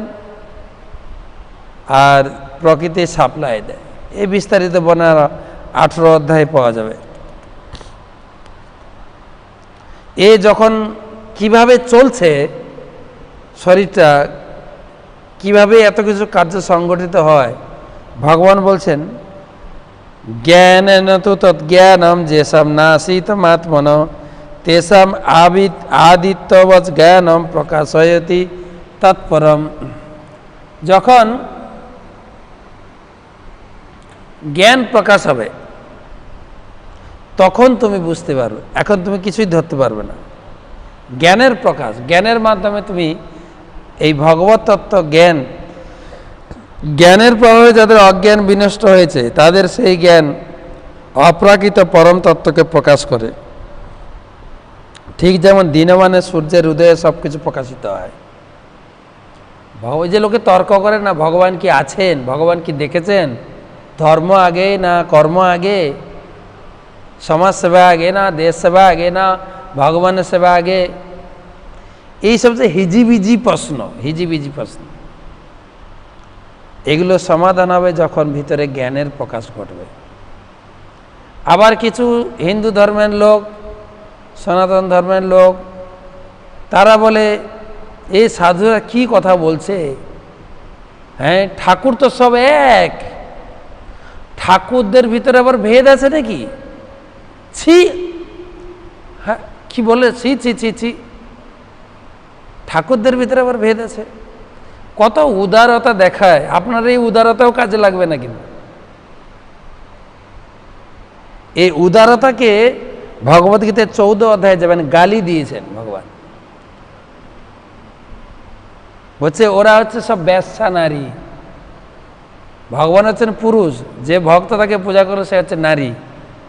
ভগবান হচ্ছেন এক পতি থাকা উচিত সবার নারীদের, আর যারা সব ঘাটে জল খায় তাদেরকে বলে বেশ্যা নারী। আমি শ্লোক নাম্বার বলে দিচ্ছি, 14 অধ্যায় 26 নম্বর শ্লোক। মাম চ অব্যভিচারে ন, যারা ব্যভিচারী, সব মন্দিরে গিয়ে বলে হ্যাঁ সব ঠিক আছে, সব ব্যভিচারীর দল, তারা আমাকে পাবে না। লাস্টে বলে দিয়েছেন, ভগবান বলছেন মামেকম শরণং ভজ সর্বধর্মান পরিত্যাগ, সব পরিত্যাগ করে কেবল আমার পূজা করো। তাই এই জ্ঞান যখন প্রকাশ হতে হবে তখন বুঝতে পারবেন। যেরকম বলেছেন সূর্যের উদয়, মানে রাত্রে এখন তাকাবেন ঘরের উপরে উঠে, যদি লোডশেডিং হয়ে যায় আপনার যেখানে বাড়ি দেখবেন সব এক, কিন্তু সকালে যখন সূর্য ওঠার আগে একটু আকাশ প্রকাশিত হয় তখন দেখবেন না এক নয়, কিছু ঘর বাড়ি আছে, গাছপালা আছে, ফাঁকা জায়গা আছে, পশু পাখি আছে। আবার যখন সূর্য আরও প্রকাশিত হবে তখন দেখা যাবে গাছপালার ভিতরেও ভেদ আছে, এটা আম গাছ, এটা নিম গাছ, এটা কাঁঠাল গাছ, ভেদ আছে। ঠিক ঠিক সেই রকম যখন জ্ঞানের প্রকাশ ঘটবে, আমাদের জ্ঞানের দুদিক দিয়ে স্কুল কলেজের জ্ঞান দেখুন। প্রথমে আমরা 10 ক্লাস পর্যন্ত, আমাদের ভারতে, বাংলাদেশে 8 ক্লাস পর্যন্ত, 10 ক্লাস পর্যন্ত সব সাবজেক্ট পড়ুন, ল্যাঙ্গুয়েজ, ইতিহাস, ভূগোল, mathematics, science, physical science, biology, chemistry সব পড়ুন একসঙ্গে। 10 ক্লাস পরে, আমাদের ভারতে 10 ক্লাস পরে আপনাকে লাইন খুঁজতে, মানে সব এক না, এবারে 3টা সেকশন ভাগ হয়ে যাবে। তুমি কোনটা পড়বে, সায়েন্স, আর্টস না কমার্স? কেউ বলবে এগুলোর ভিতরে আবার ভেদ আছে, আমি আবার ভেদ টেদ বুঝি না, আমি সব পড়ব। যার ভিতরে জ্ঞান আসবে সে বলবে না, যে পড়ে না সে বলবে। এর ভিতরে আবার পড়ার ভিতরে ভেদ আছে নাকি? আবার সায়েন্স আপনি পড়ুন 11, 12 2 ক্লাস, তারপর আবার লাইন ট্র্যাক চেঞ্জ হবে, যে তুমি মেডিকেল পড়বে নাকি ইঞ্জিনিয়ারিং পড়বে নাকি জেনারেল পাস কোর্সে পড়বে। আমি মেডিকেল পড়ব। মেডিকেলের কোন সেকশন পড়বে? আন্দাজে 5 বছর একটা আন্দাজে ডিগ্রি পাবেন, MBBS 5 বছর। এবারে তারপরে আবার ট্র্যাক চেঞ্জ হবে, কোন বিষয়ে তুমি স্পেশালিটি হতে চাও। এই করে করে কত সময় লাগে। যে হাড্ডি আছে, অর্থোপেডিক আছে, ENT আছে, স্কিন আছে, সার্জিক্যাল আছে, কত কিছু আছে, কত জ্ঞানের বিভাগ। আর কেউ সব জ্ঞান গ্রহণ করতে পারে না, সব পারে না। কিন্তু ঠিক সেই রকম এই ভক্তি জীবনেও তাই। আপনি সবকে পূজা করতেন গুলিয়ে পালিয়ে একসঙ্গে, গীতা পড়ে দেখুন না, সব এক না। মানুষ আলাদা, দেবদেবী আলাদা, ভগবান আলাদা। দেবদেবী আর ভগবান এক নয়। দেবদেবী ইংরেজি হচ্ছে ডেমিগড, আর ভগবান ইংরেজি হচ্ছে গড, দুটো আলাদা। এবারে সাধারণ লোককে আপনি গুরু হিসাবে পূজা করতে পারেন, দেবদেবী বা ভগবান হিসাবে মন্দিরে বসে পূজা করতে পারেন না। মন্দিরে ভগবান থাকবেন, তার সামনে হয়তো গুরুদেব নিচে বসে থাকবেন, এটা হতে পারে না। মন্দিরে কোনো ভগবানের ছবি থাকবেই না, কেবল আমার গুরুদেবই ভগবান, এটা বৈদিক শাস্ত্রের পরিপন্থী।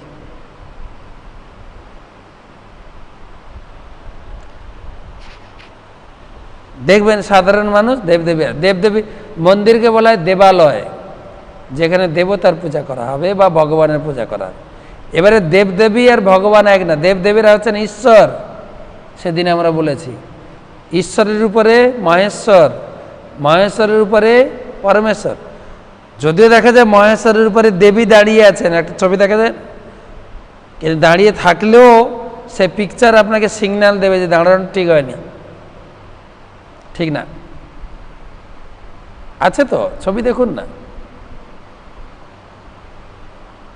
তাই দেবদেবীর উপরে মহেশ বা দেবাদিদেব ঈশ্বর মহাদেব, তার উপরে পরমেশ্বর, তার উপরে পরাৎপর ঈশ্বর কৃষ্ণ। তো প্রথম হচ্ছে ঈশ্বর, দেবদেবীরা ঈশ্বর, ঈশ্বরের উপরে মহেশ্বর শিব ঠাকুর, মহেশ্বরের উপরে পরমেশ্বর। পরমেশ্বর মানে হচ্ছেন নারায়ণ, বিষ্ণু, নারায়ণ, রামচন্দ্র, নরসিংহদেব, ভগবানের অংশ অবতার, কৃষ্ণের অংশ অবতার। কিন্তু পরমেশ্বরের উপরে হচ্ছেন পরাৎপর ঈশ্বর, যিনি হচ্ছেন কৃষ্ণ। কৃষ্ণের আবার 3 স্বরূপ, তিনি হচ্ছেন দ্বারকার কৃষ্ণ, তিনি হচ্ছেন মথুরার কৃষ্ণ, তিনি হচ্ছেন বৃন্দাবনের কৃষ্ণ। এই কত ডিগ্রি ঘুরতে ঘুরতে আপনি, তাই গীতায় বলা হয়েছে কৃষ্ণ ভগবান। ভাগবতমে বলা হবে কোন কৃষ্ণ রসশ্রেষ্ঠ, মথুরার কৃষ্ণ, দ্বারকার কৃষ্ণ নাম ব্রজের কৃষ্ণ। প্রতিষ্ঠা হবে ব্রজের কৃষ্ণই হচ্ছেন রসরাজ, রসময় মূর্তি। আর চৈতন্য চরিতামৃতে বর্ণনা করা হবে এই রসরাজ কৃষ্ণকে কোন ভাব দিয়ে পুজো করবে, কোন ভাবে, সে বর্ণনা রয়েছে কোন ভাবে। এই 3টা গ্রন্থ পরিপূরক। শান্ত, দাস্য, সখ্য, মধুর, বাৎসল্য। শাস্ত্রে বলা হয়েছে আরাধ্য ভগবান বজশত তনয় তদ্ধাম বৃন্দাবনং কচিত উপাসনা বজবধূ বর্গেণ যা কল্পিতা। বজবধূরা যেভাবে কৃষ্ণকে পূজা করেছেন সেইভাবে পুজো করুন। অনেক লোক প্রশ্ন করছেন, আমি মহারাজ এইভাবে পুজো করছি পাবো না? আমি যদি মাছ মাংস খাই শুধু একাদশী করি পাবো না? পাবেন না, পাবেন শাস্ত্র বলবে, মহারাজ কিছু বলতে পারবে না। মহারাজ যা পড়েছেন সেইটাই বলতে পারবে। চৈতন্য চরিতামৃতে বলা হয়েছে ব্রজের গোপীরা যেভাবে সেবা করে, গোপীরা কিভাবে সেবা করেছেন এটা ছোট্ট কাহিনী বলে শেষ করব। ব্রজের গোপীরা, একবার নারদ মুনির অহংকার জন্মেছিল যে আমি হচ্ছি কত বড় ভক্ত, আমার কোথাও যেতে কোনো প্রকারের পারমিশন বা কোনো প্রকারের ওইরকম কিছু মানে ভিসাও চাই না। আমি এখানে এই ভূমিতেও বিচরণ করি, অনেক শিষ্য বানিয়েছি, এখান থেকে স্বর্গলোকে যাই দেবর্ষি, ওখান থেকে বৈকুণ্ঠলোকে যাই, লক্ষ্মীনারায়ণের গৃহ ভিজিট করি, আবার গোলক বৃন্দাবনে রাধাকৃষ্ণের বাড়িতেও যাই, সব জায়গায় অবাধিতদার। ভগবানের কত বড় ভক্ত। ভগবান চিন্তা করলেন, আরে আমার ভক্তের আবার অহংকার হবে, এটা তো ঠিক না। দর্পহারী মধুসূদনের কাছে কি আর সব ঠাঁই দর্প খাটে? ভগবান একটা লীলা রচনা করলেন। তিনি মাথা ব্যথা হয়ে শুয়ে আছেন, জানছেন নারদ আসছে, নারায়ণ নারায়ণ নারায়ণ করতে ঘরে ঢুকেছেন। আর ভগবান মাথা যন্ত্রণার লীলা করে শুয়ে আছে। যে প্রভু আমি নারদ এসছি, আমার প্রণাম স্বীকার করুন। প্রভু বলছেন, নারদ কি বলবো আর, আমার মাথা যন্ত্রণা। বলছে প্রভু আপনার আবার মাথা যন্ত্রণা? বলছে হেডেক হেডেক।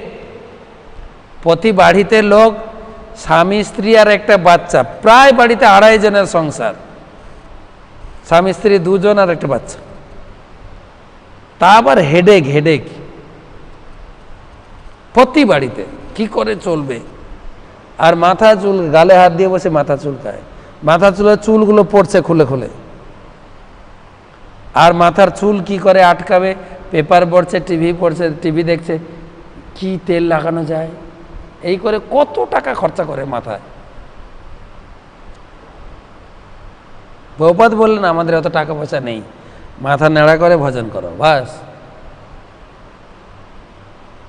তো ভগবানের, আপনাদের তো স্বামী স্ত্রী একটা বাচ্চা, আর ভগবানের ছিল 16,108 স্ত্রী, প্রত্যেকের আবার 11টা করে ছেলে মেয়ে। বাপ রে বাপ, হেডেক। আবার সেই সমস্ত ছেলেগুলোর 10টা করে ছেলে। আপনি ভাগবতম পড়ুন।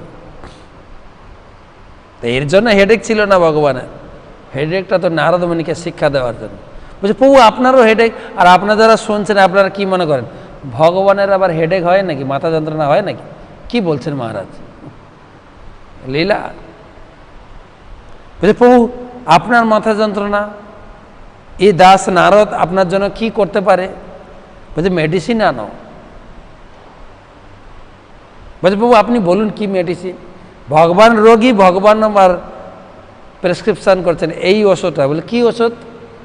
বলছে আমাকে যে ভালোবাসে তার চরণের ধুলি যদি আমি একটু মাথায় লাগাতে পারি, আমার মাথা ব্যথা ভালো হয়ে যাবে।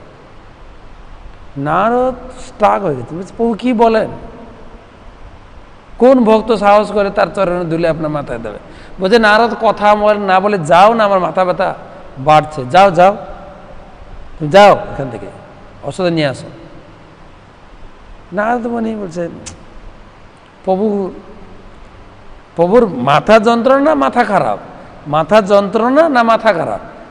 কে ভক্ত আছে আপনারা যারা শুনছেন, কে দেবেন ভগবানকে চরণ ধরে? তো তিনি ব্রহ্মলোকে গেছেন, ব্রহ্মার কাছে, পিতা ভগবানের কত বড় ভক্ত, ভগবান থেকে যার জন্ম। নারদকে দেখে পিতা ব্রহ্মা উঠে দাঁড়িয়েছেন। নারদ, কি সুখ সমাচার, তুমি কিছু ভগবানের ধাম থেকে আসে কিছু ভগবান লীলা শোনাও, আমি খুব কৃতার্থ হই। তুমি এসছো মানে কিছু ভগবান লীলা শোনাবে। বলছে পিতাশ্রী, কি ভগবানের লীলা আর বলবো, ভগবান এখন নার্সিংহোমের আইসিইউতে। কি বললো তুমি, কি হয়েছে? ভগবানের মাথা যন্ত্রণা। বলো, আমার জন্য কোনো আদেশ আছে, আমি কি করতে পারি প্রভুর জন্য? বলছে হ্যাঁ, এই জন্যই তো আপনার কাছে এসছি। বলুন। বলছে প্রভু বলেছেন তাকে যে ভালোবাসে, আপনি তো ভালোবাসেন নিশ্চয়ই। বলে বলো না আমার জন্য কি আদেশ? বলছে তাকে যে ভালোবাসে তার চরণের ধুলি নিয়ে যেতে বলেছেন, সেই ধুলি মাথায় ধারণ করলে প্রভু সুস্থ হয়ে উঠবেন। কি বলো নারদ, কি বলছো আবল তাবল? আমার চরণ ধুলি প্রভুর মাথায়? তুমি সুস্থ তো, তুমি নিজে সুস্থ তো? নারদ মুনি মুচকে মুচকে করে হাসছেন। কেন হাসছেন? তিনি তো জানতেন এই চরণ ধুলি, এই মেডিসিন কোথাও পাওয়া যাবে না। ওখান থেকে ছুটে চলে গেলেন কৈলাসে, ব্রহ্মলোকের উপরে কৈলাসে গিয়ে শিব ঠাকুর দেখে গিয়ে আলিঙ্গন করেছেন ভাই নারদকে পেয়ে। নারদ এসছে মানে শিব নারদ দুই বন্ধু, ভাই আবার বন্ধু। সব সময় যেখানে ভগবানের গুণকীর্তন হয়, ভগবান লীলা হয়, সব দুজন ভগবানের গুণকীর্তন শ্রবণ করেন, নৃত্য করেন। আপনারা সন্ধ্যা আরতি গানে দেখেছেন না, পড়েছেন? কিবা শিব সুখ নারদ প্রেমে গদ গদ। শিব আর নারদ সেইখানে ভগবানের নৃত্য কীর্তন করেন একসঙ্গে। তো নারদকে পেয়ে শিব ঠাকুর খুব সন্তুষ্ট। বলছে নারদ, তুমি আজকে ভগবানের লীলা কথা কীর্তন করো, আমি শ্রোতা। সাধারণত শিব হচ্ছে বক্তা, শিব কথা বলতে খুব পছন্দ করে। আজকে বলছে তুমি বলো, আমি কিছু শুনি। তুমি ভগবানের ধাম থেকে এলে বলো কিছু। বলছে প্রভু কি আর বলবো আপনাকে। বলে কেন, তোমার এত মন খারাপ কেন? বলছে আমি ভগবানের কাছ থেকে এলাম। বলে সেই জন্যই তো তোমাকে বলছি তুমি কিছু হরিকথা কীর্তন করো। বলছে এখন হরিকথার সময় নেই। কি ব্যাপারটা কি? বলছে প্রভু এখন নার্সিংহোমে, প্রভুর মাথা যন্ত্রণা, তাড়াতাড়ি আমি এসে মেডিসিন নিতে। বলছে প্রভুর মাথা যন্ত্রণা, আমার জন্য কি আদেশ বলো? আদেশ একটাই, যারা প্রভুকে ভালোবাসে তার চরণ ধুলি নিয়ে যেতে বলেছেন। আমি সেই উদ্দেশ্যে এখানে হরিকথা শোনাতে আসিনি আমি। তাড়াতাড়ি চরণ ধুলি দেন যায়। শিব তো অল্পেই রেগে যায়। এই বেয়াদব, প্রভুর মাথা খারাপ না তোমার মাথা খারাপ, মেরে দেবো একদম। আর নারদ তো দৌড়ে ওখান থেকে, নারদ তো খুব, তারপরে স্বর্গলোকে গেছেন। আর বড় কাহিনী। আর একদম নাচতে নাচতে প্রভুর কাছে হাজির। নারায়ণ নারায়ণ নারায়ণ। প্রভু বলছেন নারদ, তুমি নিয়ে এসছো, আমার মাথা যন্ত্রণা যে বাড়ছে, দাও দাও প্লিজ, তাড়াতাড়ি দাও। বলছে প্রভু আপনার এই মেডিসিন মার্কেট আউট, মার্কেটে নেই। মার্কেট নেই মানে আপনি এমন একটা জিনিস চেয়েছেন, কে দেবে বলুন? আমি বড় বড় মার্কেটে গেছি, বম্বে, চেন্নাই, কলকাতা সব ঘুরেছি। আমি ব্রহ্মলোকে গেছি, কৈলাসে গেছি, স্বর্গলোকে গেছি, কোথাও নেই। যে বলো কি নারদ, আমাকে কেউ ভালোবাসে না? নারদ তো চুপচাপ। একটা কাজ করো না, তুমি বড় বড় মার্কেটে গেছো, কিন্তু অনেক সময় এই মেডিসিন গ্রামে পাওয়া যায়, গ্রামের মেডিকেল দোকানে। যাও না তুমি একবার বৃন্দাবনে গিয়ে দেখো যদি। বলছে প্রভু বেকার আমাকে খাটাচ্ছে, বললাম না এই মেডিসিন মার্কেটে নেই। বলছে নারদ দেখো না প্লিজ একবার গিয়ে। তো ওখানে গিয়ে বৃন্দাবনে গিয়ে নেমেছেন, ফ্লাইট নেমেছে বৃন্দাবনে। নারায়ণ নারায়ণ করে ব্রজভূমিতে তিনি অবতরণ করেছেন। আর সমস্ত ব্রজবাসী, বিশেষ করে ব্রজ গোপীরা ছুটে এসছেন নারদের কাছ থেকে। তব কথামৃতম তপ্ত জীবনম। এই ভগবানের কথাই হচ্ছে গোপীদের জীবন স্বরূপ। হে নারদজি আসন গ্রহণ করুন, কিছু ভগবানের সমাচার আমাদেরকে শুনিয়ে আমাদের জীবনকে আপনি অমৃত সিঞ্চন করুন। নারদ বলছেন, এই তোমরা বসো বসো বসো বসো বসো বসো বসো, তোমাদের প্রভুর কথা শোনার মতো আজকে আমার ধৈর্যও নেই, বলার ধৈর্য নেই। তোমাদের প্রভুর অবস্থাটা শোনো। প্রভু এখন মাথা যন্ত্রণায় ছটফট করছেন। হ্যাঁ, প্রভুর মাথা যন্ত্রণা, আর শুনেই গোপীদের মাথা যন্ত্রণা চালু হয়ে গেছে। বলছে, মুনিবর, প্রভু কি আমাদের কাছ থেকে কিছু চেয়েছেন? আমরা কি প্রভুর জন্য কিছু সেবা করতে পারি? বৃন্দাবন থেকে তিনি কিছু চেয়েছেন? বলছে, এটা চেয়েছেন।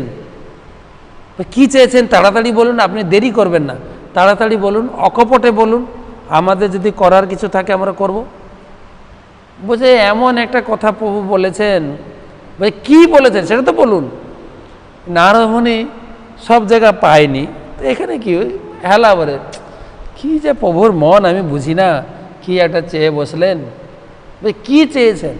বলছে, তাকে যে ভালোবাসে, তাকে যে লাভ করে, তার চরণের ধুলি পেলে প্রভুর মাথা ব্যথা ভালো হয়েছে। বলছে, তাই নাকি?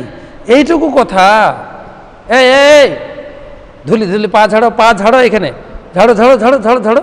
সবাই পা ঝাড়ছেন। দু চারজন গোপী সবার পা ঝেড়ে ঝেড়ে ধুলো জমা করেছেন। নারদ মুনি হাঁ করে তাকিয়ে, ও বাপ রে বাপ, এই মেডিসিন এখানে ছিল? হ্যাঁ। তো নারদ মুনি বলছেন, আরে এই গোয়ালিনী সব গ্রামের মেয়েরা, আমাদের বলে না যে ঘোষ জাতি 80 বছর না হলে বুদ্ধি খোলে না, আমাদের এটা শাস্ত্রের কথা নেই, গ্রামে আমরা শুনতাম। আর ওই গ্রামের মেয়েরা, তোমরা পড়াশোনা করো, জানো এই পায়ের ধুলি দিচ্ছ, চরণ ধুলি দিচ্ছ, প্রভুর মাথা কি হবে তোমাদের গতি? কি হবে বলুন, কি হবে? তোমাদের নরক গতি হবে।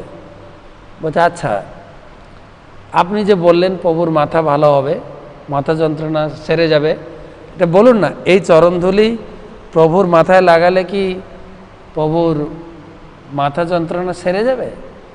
তা সারবে। তাহলে প্রভুর যদি মাথা যন্ত্রণা সেরে যায়, আমরা নরকে যাওয়ার জন্য রেডি আছে, অসুবিধা নেই, আপনি তাড়াতাড়ি যান, এখানে এক বিন্দু অবস্থান করবেন না, এখনই যান। এটার মাধ্যমে বোঝাচ্ছে যে সসুখ বাসনা নেই, নিজে কিছু সুখ পাবো, নিজের কিছু ভালো হবে, এই ভালো মন্দ বিচার বোধ গোপীদের নেই।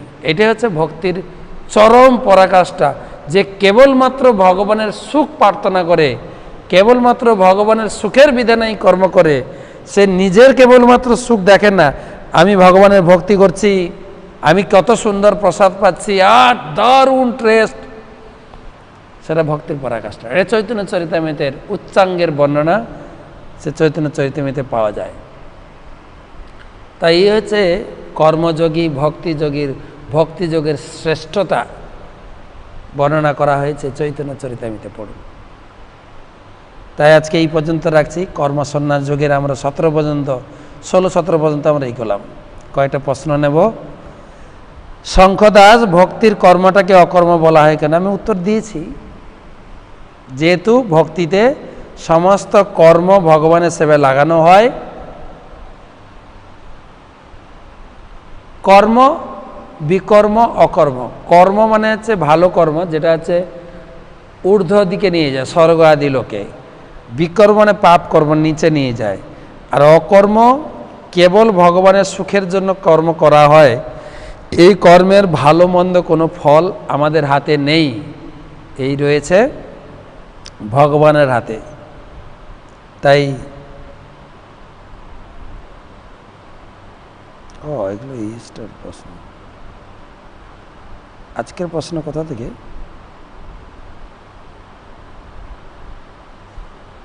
এখান থেকে। ওকে। আমি নয়নশীল, চট্টগ্রাম, বাংলাদেশ থেকে। মহারাজ, আমরা কিভাবে জড় আসক্তি ও কর্মবন্ধন থেকে মুক্তি লাভ করতে পারি? অভ্যাস করতে হবে। আসক্তি অত্যন্ত কঠিন, আসক্তি।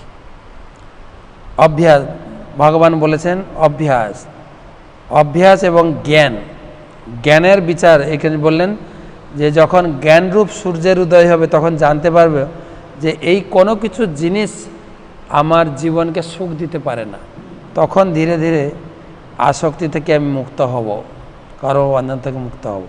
তাই গীতা পড়ুন এবং হরিনাম জপ করুন, ধীরে ধীরে ধীরে ধীরে এই জগতের বৈচিত্র্যটা উপলব্ধি করব, ধীরে ধীরে আমি আসক্তি থেকে মুক্ত হব। জ্ঞান লাগবে। একটা ছোট্ট উদাহরণ দিই। একটা বাচ্চা মেয়ে, ছোট্ট মেয়ে, নাতনি, তার ঠাকুমা তাকে প্রতিদিন একটা বাদাম দিত। বাদামটাও খেতে খুব ভালোবাসত, খুব টেস্ট লাগত। তো বিকেলবেলা একটা মাঠে খেলছে, ঠাম্মি ডাকছে, এই মনা, এই মনা, মনা। আর মনার ডাক শুনে বুঝেছে ও বাদাম পাবে, ছোটে এসে বাদাম দিয়েছে ঠাম্মিকে বলছে, ঠাম্মি তুমি বাদাম খেতে পারো না, তুমি বাদাম খাও না, তো বাদাম কেন? তো ঠাম্মি বলছে, আরে দূর বোকা, আমি বাদাম কিনি না, আমি ছোট থেকে চকলেট খেতে পছন্দ করি, আর দামি দামি চকলেটের ভিতরে দেখে বাদাম থাকে, আখরোট বাদাম সব থাকে, তো চকলেটটা তো চুষে চুষে খাই, আমার তো দাঁত নেই, তো বাদামটা তোকে দিই। আর নাতনি হাঁক করে বমি করে, কি তোমার মুখ থেকে ওই খাওয়া জিনিসটা আমাকে দাও, ছি। এই জগতে প্রত্যেকটা জিনিস ওই রকম, প্রত্যেকটা জিনিস বৈচিত্র্য হচ্ছে দুর্গন্ধ। আপনার ধীরে ধীরে বৈরাগ্য আসবে, যখন জ্ঞানের উদয় হবে, যখন হরিনাম করতে করতে ভগবানের রূপের প্রতি, ভগবানের প্রসাদের প্রতি, ভগবানের সেবার প্রতি আসক্তি জাগবে, তখন এই জগৎটার প্রতি একটু তিক্ততা আসবে। আর প্রত্যেকটি লোক তখন আপনাকে তিক্ততা দেবে।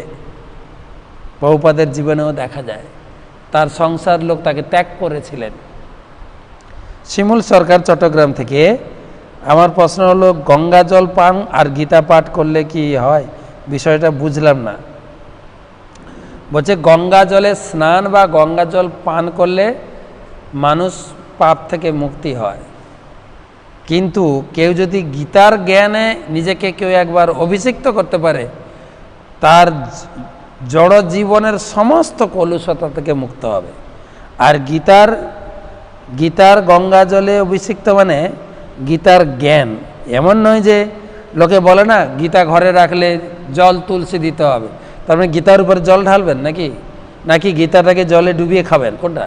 না, গীতাটাকে পড়লে, গীতার জ্ঞানরূপ গঙ্গা জল যখন কেউ পান করবে, তার সমস্ত কলুষ, সন্দেহ, ভগবানের প্রতি উল্টো পাল্টা বিচার সব মুছে যাবে।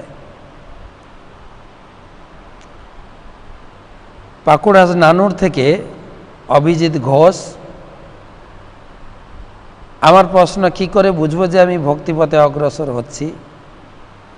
আপনার নাম জপে ভালো লাগবে, গীতা পড়তে ভালো লাগবে, যখন এইগুলো ধীরে ধীরে ভিতরে সাড়া দেবে। আমাকে গীতা পড়া হয়নি, আজকে একটু গীতা পড়ি, গীতা না পড়লে থাকতে পারবেন না, হরিনাম জপ না করলে থাকতে পারবেন না। নিজের নির্দিষ্ট নিয়মের ভিতরে থেকে যখন কেউ আছে না, যখন কেউ ভালোবাসা করে, ছেলে বা মেয়ে, সারাদিন কাজের ব্যস্ততার মধ্যেও একটু ফোন করবে, কথা বলবে, ঠিক সেই রকম ভগবানের প্রতি যখন আপনার ভালোবাসা বাড়বে, তখন ভগবান সম্বন্ধীয় জিনিসগুলো করার জন্য আপনি উৎসুক থাকবেন। আর ভগবান মানে আমি যেরকম বোঝালাম, ঈশ্বরের উপরে মহেশ্বর, পরমেশ্বর, তারপরে কৃষ্ণ। এই বাংলাতে এতগুলো স্তর আছে, ইংরেজিতে সোজা। ইংরেজি হচ্ছে demigod, god, supreme god. Kolkata ময়ূখনাক। আমার প্রশ্ন হচ্ছে, পত্রং পুষ্পং ফলং তয়ং, ভক্তি সহকারে পাতা ফল জল দিলে ভগবান তা গ্রহণ করেন। তাহলে আপনারা কেন গো দুগ্ধ দ্বারা তৈরি ঘি, মাখন, মন্ডা, মিঠাই, মুখরোচক, ফ্রাইড রাইস, পিৎজা প্রভৃতি এগুলো ভগবানকে ভোগ নিবেদন করে থাকেন? নিবেদন করে আপনাদের মতো লোককে ধরার জন্য। কেননা আপনাদেরকে ওই ফল ফুল জল দিলে আর ঠাকুরের ভক্ত হবেন না। সাধারণ লোক তাই জানে, ঠাকুর মানে খিচুড়ি খায়, ঠাকুরের ভক্তরা শুধু খিচুড়ি খায় বা আলু সিদ্ধ ভাত খায়। কিন্তু যখন দেখা যায় প্রসাদের এত রকম ভারী ভুরি আছে, তখন লোকে বলে তাহলে তো মাছ মাংস বাদ দিলেও তো কোনো অসুবিধা নেই, কেকও খাচ্ছে, পিজাও খাচ্ছে, খাওয়া যায় তো, মাছ মাংস না খেলেও চলে তো। তাই তাই যারা ভোগে আছে সেই সমস্ত লোকগুলোকে ধরার জন্য এগুলো ফাঁদ পাতা হয়েছে। আমাদের কিচেনে এটাই খাবার, একটা সবজি, ভাত, ডাল। আমরা আশ্রমে থাকি, আমরা এটাকে, কিন্তু ভগবানকে ভোগ নিবেদন করায় 56 ভোগ, সেই প্রসাদ সাধারণত বিতরণ করা হয়। প্রসাদের টেস্ট করতে করতে করতে করতে মানুষ ভক্ত হয়ে যায়। আমাদের ইস্কনের প্রচার যখন প্রথম রাশিয়াতে প্রচার হলো, রাশিয়ার প্রচার খুব সংগ্রামে প্রচার হয়েছে, কিন্তু এখন তো সব থেকে প্রচার বেশি রাশিয়াতে ইস্কনের। কিন্তু প্রথমের দিকে রাশিয়া যখন সিপিএম গভর্নমেন্ট ছিল, কমিউনিস্ট ছিল, তখন প্রচার খুব কষ্ট হয়েছে। আমাদের অনেক ভক্ত জেলখানায় তাদের দেহাত্যাগও করেছেন প্রচার করতে গিয়ে, এত রিস্কি। প্রথমে গিয়ে ভক্তরা রেস্টুরেন্ট খোলেন, মিষ্টির দোকান, মিষ্টি দোকানে সুন্দর সুন্দর ওদের দেশের স্বাদিষ্ট সুন্দর সুন্দর মিষ্টি বানিয়ে নাম রাখতেন। যেরকম আমাদের রাখে না, রসগোল্লা, রাজভোগ, পান্তুয়া নাম রাখি, তার নিচে দাম লেখা থাকে। তো ওখানে ওরা নাম লিখেছিল হরে কৃষ্ণ, হরিবোল, গৌরনীতায়, রাধা গোবিন্দ, সব নিচে দাম লেখা থাকত। আর লোকে এসে খেত, ওর নামের অর্থ বুঝে না, খেত please give me one Haribol, please give me one Hare Krishna. এইসব যখন বলতো মুখে, তার পবিত্র হতো আর ভগবানকে নিবেদন করা প্রসাদ। খেতে খেতে তাদের টেস্ট লাগে, ওই দোকানে ভিড় বাড়তে থাকে। তারপরে ধীরে ধীরে ওরা ছোট্ট একটা গীতা বানায়, ওরা লিখে দেয় যে এই যে খাবারটা তুমি খাচ্ছ এটা কি রেসিপি দিয়ে তৈরি হয়েছে, তুমি যদি জানতে পারো তাহলে তুমিও সুন্দর করে বাড়িতে বানাতে পারো। এইভাবে গীতা ঢুকানো শুরু করলো। কি লেখা আছে, মিষ্টিটা এরকম বাড়বে, তারপরে তুলসী পাতা দিয়ে ভোগ দিয়ে খাবে, তাহলে স্বাদ বেড়ে যাবে। এই রকম করে করে যখন গভর্নমেন্ট জানতে পারলো এরা আছে হরে কৃষ্ণর দল আসলে, তখন গভর্নমেন্ট অ্যারেস্ট করবে। অনেক হ্যাঙ্গামা হয়েছে, আপনারা দেখবেন। আমাদের একটা বই আছে সল্টেড ব্রেড বা নোনতা রুটি, সেখানে প্রসঙ্গটা এসে গেল বলে বললাম। খাবারের লোকে খেতে চায়, যার জন্য আমাদের মায়াপুরেও ভ্যারাইটিস খাবার। আপনার 150 টাকা প্লেট, রাজভোগ প্লেট, থালি 50 টাকা, 30 টাকা, সব লোকের জন্য রয়েছে। যারা খুব এই ধরনের একটু মশলাদার বা এই ধরনের আধুনিক খাবার খায় তাদেরকে ধরার জন্য, হ্যাঁ এখানে সব পাওয়া যায়, তো চলো ইস্কনে গিয়ে নিরামিষ কেক খাবো, ইস্কনে গিয়ে নিরামিষ পিৎজা খাবো, বাস চলো। তো ধন্যবাদ। তবে ভক্তি রসমতে সিন্ধুতে বর্ণনা আছে যে এই নবম অধ্যায়ও আসবে। প্রথম বলা হয়েছে এই পত্রম পুষ্পম শ্লোক বললেন তো, এটা 26, এর পরের শ্লোক হচ্ছে 27, সঙ্গে সঙ্গে কথা ঘুরিয়েছে। পত্রম পুষ্পম ফলং তয়ং ঠিক আছে, কিন্তু ভক্তরা হচ্ছে আমাকে যা নিবেদন করবে তাই তুমি খাবে, তাহলে আমাকে পত্র পুষ্প দেবে, তুমিও পত্র পুষ্প খেয়ে থাকবে। বলছে না, এটা কি করে সম্ভব? তাই পরের শ্লোকে ভগবান ঘুরিয়ে দিয়েছেন, যৎ করসি যদ অশ্নাসি যৎ জুয়সি তদসি, তুমি যা খেতে পছন্দ করো ওইটা ভোগ দিয়ে আমাকে খাবে। তুমি পিজা খেতে চাও, ভোগ দিয়ে খাও, পাস্তা খেতে চাও, ভোগ দিয়ে খাও, আমাকে নিবেদন করে খাও। আর ভক্তি রসমতে সিন্ধুতে বলা হয়েছে যে পত্রপুষ্প এটা সবার জন্য, যেখানে নেহাত কিছু পাওয়া যাবে না, কিন্তু ভক্তের যদি সামর্থ্য থাকে ভগবানকে প্রতিদিন 56 ভোগ দিয়ে খেতে হবে আপনাকে, এটাও বলা হয়েছে। তা আপনি একটা অংশ জানেন, আর একটা অংশ আপনাকে পড়তে হবে। তো ধন্যবাদ আমাদের ময়ূখ শচী দেবী দাসী, আদিদেবী শচী দেবী দাসী, ঢাকা বাংলাদেশ থেকে। ভগবান বলেছেন সর্বপ্রকার ধর্ম পরিত্যাগ কেবল আমার শরণাগত। এখানে সর্বপ্রকার ধর্ম পরিত্যাগ বলতে কি, ধর্ম মানেই ধর্ম, ধর্ম যেগুলোকে আমরা ধর্ম বলে মনে করি, সমাজ ধর্ম, জাতি ধর্ম, বর্ণাশ্রম ধর্ম, ভগবান এখানে বলছেন মূল ধর্মটা হচ্ছে আমার পূজা করা। ধর্মের মূল পিতামাতাকে ভালোবাসবো, দেশকে ভালোবাসবো, উদ্দেশ্য কি? সেই ভালোবাসার মাধ্যমে আমরা ভগবানকে ভালোবাসবো। ভগবান কৃপা করে আমাকে এই বাবা মা দিয়েছেন, তার কাছে আমি জন্মগ্রহণ করেছি। ভগবান তোমাকে ধন্যবাদ, আমি বাবা মার সেবা করছি, তুমি আগে আমার আশীর্বাদ করো, লক্ষ্য থাকবে ভগবান। হ্যাঁ, তারপরে আসছি, বাইরের লোকেরা বলে ইস্কনের ভক্তরা রান্না খাওয়ার বাসনপত্র নিয়ে খুব বাজ বিচার করে। আমরা তো ভক্তদেরই মতোই মানুষ, অবশ্যই মানুষ, কিন্তু একটা অন্য ধরনের মানুষ। আপনাদের খাওয়া দাওয়ার বিচার দেখলে আপনাদের মনুষ্যত্বের বিচারটা ওইখানে হারিয়ে যায়। প্রত্যেক মানুষের একটা, প্রত্যেক জীবের একটা খাওয়া দাওয়া বিচার ভূগোলে লেখাই আছে। কি বলে বা বিজ্ঞানে দেখা যায়, তৃণভোজী প্রাণী, তারপরে কি মাংসাশী প্রাণী, আলাদা আলাদা ভাগ আছে। আর নিজেরটা লিখে দিয়েছে সর্বভোগ প্রাণী। আমরা লিখেছে তো, পশু লিখেনি তো। পশুকে লিখতে দিলে লিখতো অন্য কিছু, মনে হয় আপনাদের রাক্ষস লিখতো, রাক্ষস, সর্বভোগ না। আমাদের একজন গৌড়ীয় মঠের মহারাজ বলতেন, মানুষের মুখটা যেন হাই ড্রেন, ড্রেন দিয়ে সব পাস করে না আবর্জনা, সেরকম আমরা দেখি ট্রেনে যখন যাই, বিক্রি করতে আসে, ছোলা ছোলা দেন, খায়, মুড়ি মুড়ি খায়, ডিম খায়, যা আসে হাঁ করায়, সব ঢুকবে এক জায়গায়। মানুষেরও খাওয়া দাওয়ার বিচার আছে, সেই জন্য এই বিচারবোধটা আমরা করি, শাস্ত্রে লেখা আছে। সমী ব্যানার্জি বাংলাদেশ থেকে, মহারাজ আপনারা যারা ভগবানের প্রসাদ পায় তাদের আমিষ ভোজনদের প্রতি কীরূপ আচরণ করা উচিত? অনেকেই তাদের তুচ্ছ তাচ্ছিল্য করেন। আমরা কাউকে তুচ্ছ তাচ্ছিল্য করি না, করা উচিত না। সবাই মানুষ, সবাইকে আমরা অনুরোধ করি গীতার জ্ঞান পড়বেন, ভাগবতম পড়বেন, জপ করবেন, ধীরে ধীরে জানতে পারবে। আমরা কাউকে নিন্দা করি না, কাউকে নিন্দা করা উচিত নয়। ধীরে ধীরে ধীরে ধীরে আমরাও আমিষ খেয়েছি, আমি ছোটোবেলায় অনেক আমিষ খেয়েছি। আমি পরে এসে আশ্রমে জয়েন করেছি, জেনেছি, তারপরে এগুলো ছেড়েছি। এবং জেনে আমি শিখে সবাইকে অনুরোধ করি, কেউ যেন মানে রাতারাতি একদম শুদ্ধ না হয়ে যায়। না, তুমিও গীতা পড়ো, ঠিক আছে, তুমি এখন ছাড়তে পারছো না, তুমি গীতা পড়ো, শেখো, জানো। তোমার যদি মন চাইবে, মন থেকে ভগবান তোমাকে বুদ্ধি দেবেন তোমার কি করা উচিত। আমি মহাবাহ শ্যাম দাস, সুকৃতি বিষ্ণু দেবী দাসী, চৈতন্যপুরী অবতারী দেশ থেকে বলছি। প্রশ্নটা কি আপনার? বৈষ্ণব অপরাধ থেকে কিভাবে মুক্তি পাওয়া যায় কৃপা করে বল। বৈষ্ণব অপরাধ থেকে মুক্তি হলে বৈষ্ণবদেরকে সম্মান করবেন, যেখানে বৈষ্ণব অপরাধ, বৈষ্ণব নিন্দা চর্চা হবে সেখানে যাবেন না।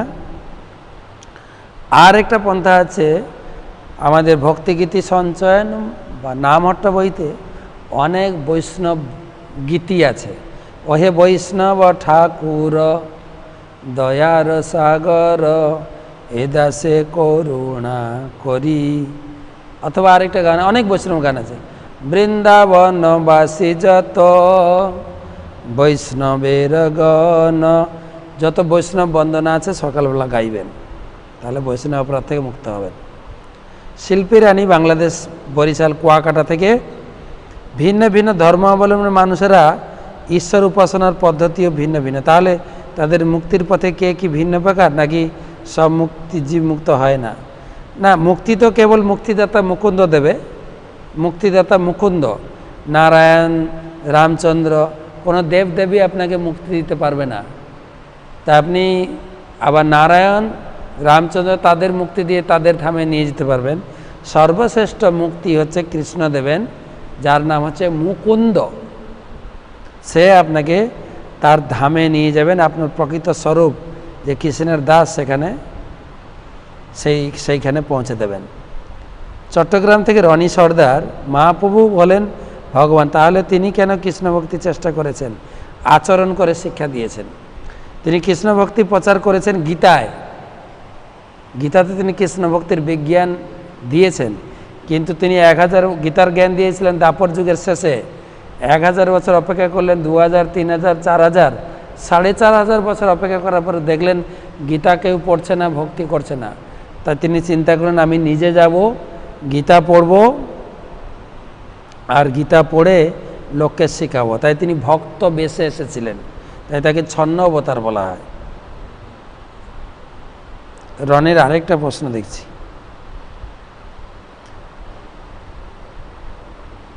গর্ভে আমরা ভগবানকে কথা দিয়ে, গর্ভে মায়ের গর্ভে আমরা কথা দিয়ে ভগবানকে ভুলে যাব না, তাহলে জন্মের পরে আমাদের কে মায়া দেবী আবদ্ধ করেন কেন? এটা মায়ার জগৎ, সেই জন্য আমরা মায়া, আর মায়া আমাদের পরিবার বা মা বাবা আত্মীয় স্বজনের ভিতরে সেই মায়া আসক্তি দিয়েছেন, এই মায়া আসক্তি দিয়ে ভুলিয়ে দেয় জগৎকে। মায়ার দুটো শক্তি, পক্ষেপাত্মিকা আর আবরণাত্মিকা, দুটো শক্তি বলে মায়ার। তিনি ওখান থেকে ঠেলে জড় জগতে ফেলে দেন, আর এখানে জ্ঞানটাকে আবরণ করে দেন। দুটো শক্তি মায়ার, পক্ষেপাত্মিকা, আবরণাত্মিকা। সাগরিকা মণ্ডল, 24 পরগনা। দীক্ষা হয়নি, নিরামিষ হলে কী রূপ? নিরামিষ আর করি, জপ করি, তাহলে কি অন্ন নিবেদন করা যাবে? হ্যাঁ, নিরামিষ আর খেলেও পাপ, অবশ্যই ভোগ দিয়ে খাবেন, ভোগ দিয়ে আপনাকে খেতে হবে। নিরামিষ খাওয়াটা বড় কথা নয়, অবশ্যই ভোগ দিয়ে খাবেন। দুর্গাপুর থেকে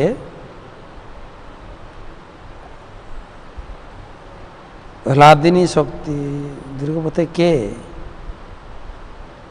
মহারাজ ধন্যবাদ প্রণাম। কৃষ্ণকে কেন পরাৎপরা ভগবান বলেছেন? আসানসোল থেকে, দুর্গাপুর থেকে। নামটা লিখলে ভালো হতো। পরাৎপর কথাটা মানে আছে সবার উপরে, পরাৎপর মানে ঈশ্বরের সর্বশ্রেষ্ঠ যে পথ, ঈশ্বর, মহেশ্বর, পরমেশ্বর, পরাৎপর ঈশ্বর, এটা একটা পথ। লাস্ট প্রশ্ন, হ্লাদিনী শক্তি সম্বন্ধে মানেটা একটু। হ্লাদিনীকে আরও ভালোবাসা, আহ্লাদিনী মানে আনন্দদায়িনী শক্তি। যে শক্তি ভগবানের একটা শক্তি আহ্লাদিনী, ভক্তকে সবসময় আনন্দে রাখেন, আনন্দে তাকে আহ্লাদিনী শক্তি। এর মূর্ত প্রকাশ হচ্ছেন রাধারানী। রাধারানী সমস্ত ভক্তদেরকে এই আহ্লাদিনী শক্তিতে যুক্ত করেন, যাতে ভক্তরা সবসময় আনন্দে থাকেন। সুকান্ত দেবনাথ। আচ্ছা, এটা কার প্রশ্ন? সুরজিৎ রায়, নবদ্বীপ, মধ্যদ্বীপের কানাইনগর বটতলা বাড়ি। পরমেশ্বর ভগবান কর্মসনাযোগের 15 নম্বর শ্লোকে বলেছেন জীবের পাপ পুণ্য কিছুই গ্রহণ করেন, কিন্তু আবার রাজযোগের 28 নম্বর শ্লোকে বলেছেন সমস্ত কর্ম দ্বারা শুভ অশুভ ফল বিশিষ্ট কর্মের বন্ধ থেকে। প্রশ্নটা ক্লিয়ার নয়। জীবের পাপ পুণ্য ভগবান গ্রহণ করেন না, ঠিক আছে, কিন্তু রাজগুরু যুগে 28 নম্বর শ্লোকে ভগবান বলেছেন আমাদের সমস্ত কর্ম অর্পণ, শুভ অশুভ ফল থেকে, ফল বিশিষ্ট কর্মের বন্ধন থেকে মুক্ত হবে। হ্যাঁ, এটাই তো বলা আছে। ভগবান কেন গ্রহণ করবেন? ভগবান তো গ্রহণ কর, আপনার এই শ্লোকটা 28 নম্বর শ্লোকে বলা আছে যে আপনার ভিতরে যেটুকু পাপ আছে, যেহেতু আপনি ভক্তি করছেন, ভগবানকে ভক্তি করছেন, তাই ভগবান পাপটাকে নষ্ট করে দেবে। পাপ পুণ্য দুটোটাকে নষ্ট করে আপনাকে মুক্ত করে ভগবত ধামে নিয়ে যাবেন। তো ভগবান তো বলছেন পাপ পুণ্য কিছু উনি নেবেন না, আপনাকে পাপ পুণ্য থেকে মুক্ত করবেন। তো সবাইকে অশেষ ধন্যবাদ। আপনারা সুখে থাকুন, আনন্দে থাকুন। পুনরায় আপনার কালকে আবার দেখা হবে। সরি, আজকে একটু বিলম্ব হয়েছে, অনেক প্রশ্ন ছিল। তো যদি আপনাদের কিছু আরও প্রশ্ন থাকে আমার হোয়াটসঅ্যাপে পাঠাবেন, আমি দিনের বেলা কিছু উত্তর দিতে চেষ্টা করব। আমার নাম্বার হচ্ছে 9434760402। আপনাদের সেবায় আমি রয়েছি 24 ঘন্টা। আপনারা আমাকে সেবায় নিযুক্ত করে আমাকেও কৃপা করবেন। আপনাদের মঙ্গল প্রার্থনা করি। হরে কৃষ্ণ।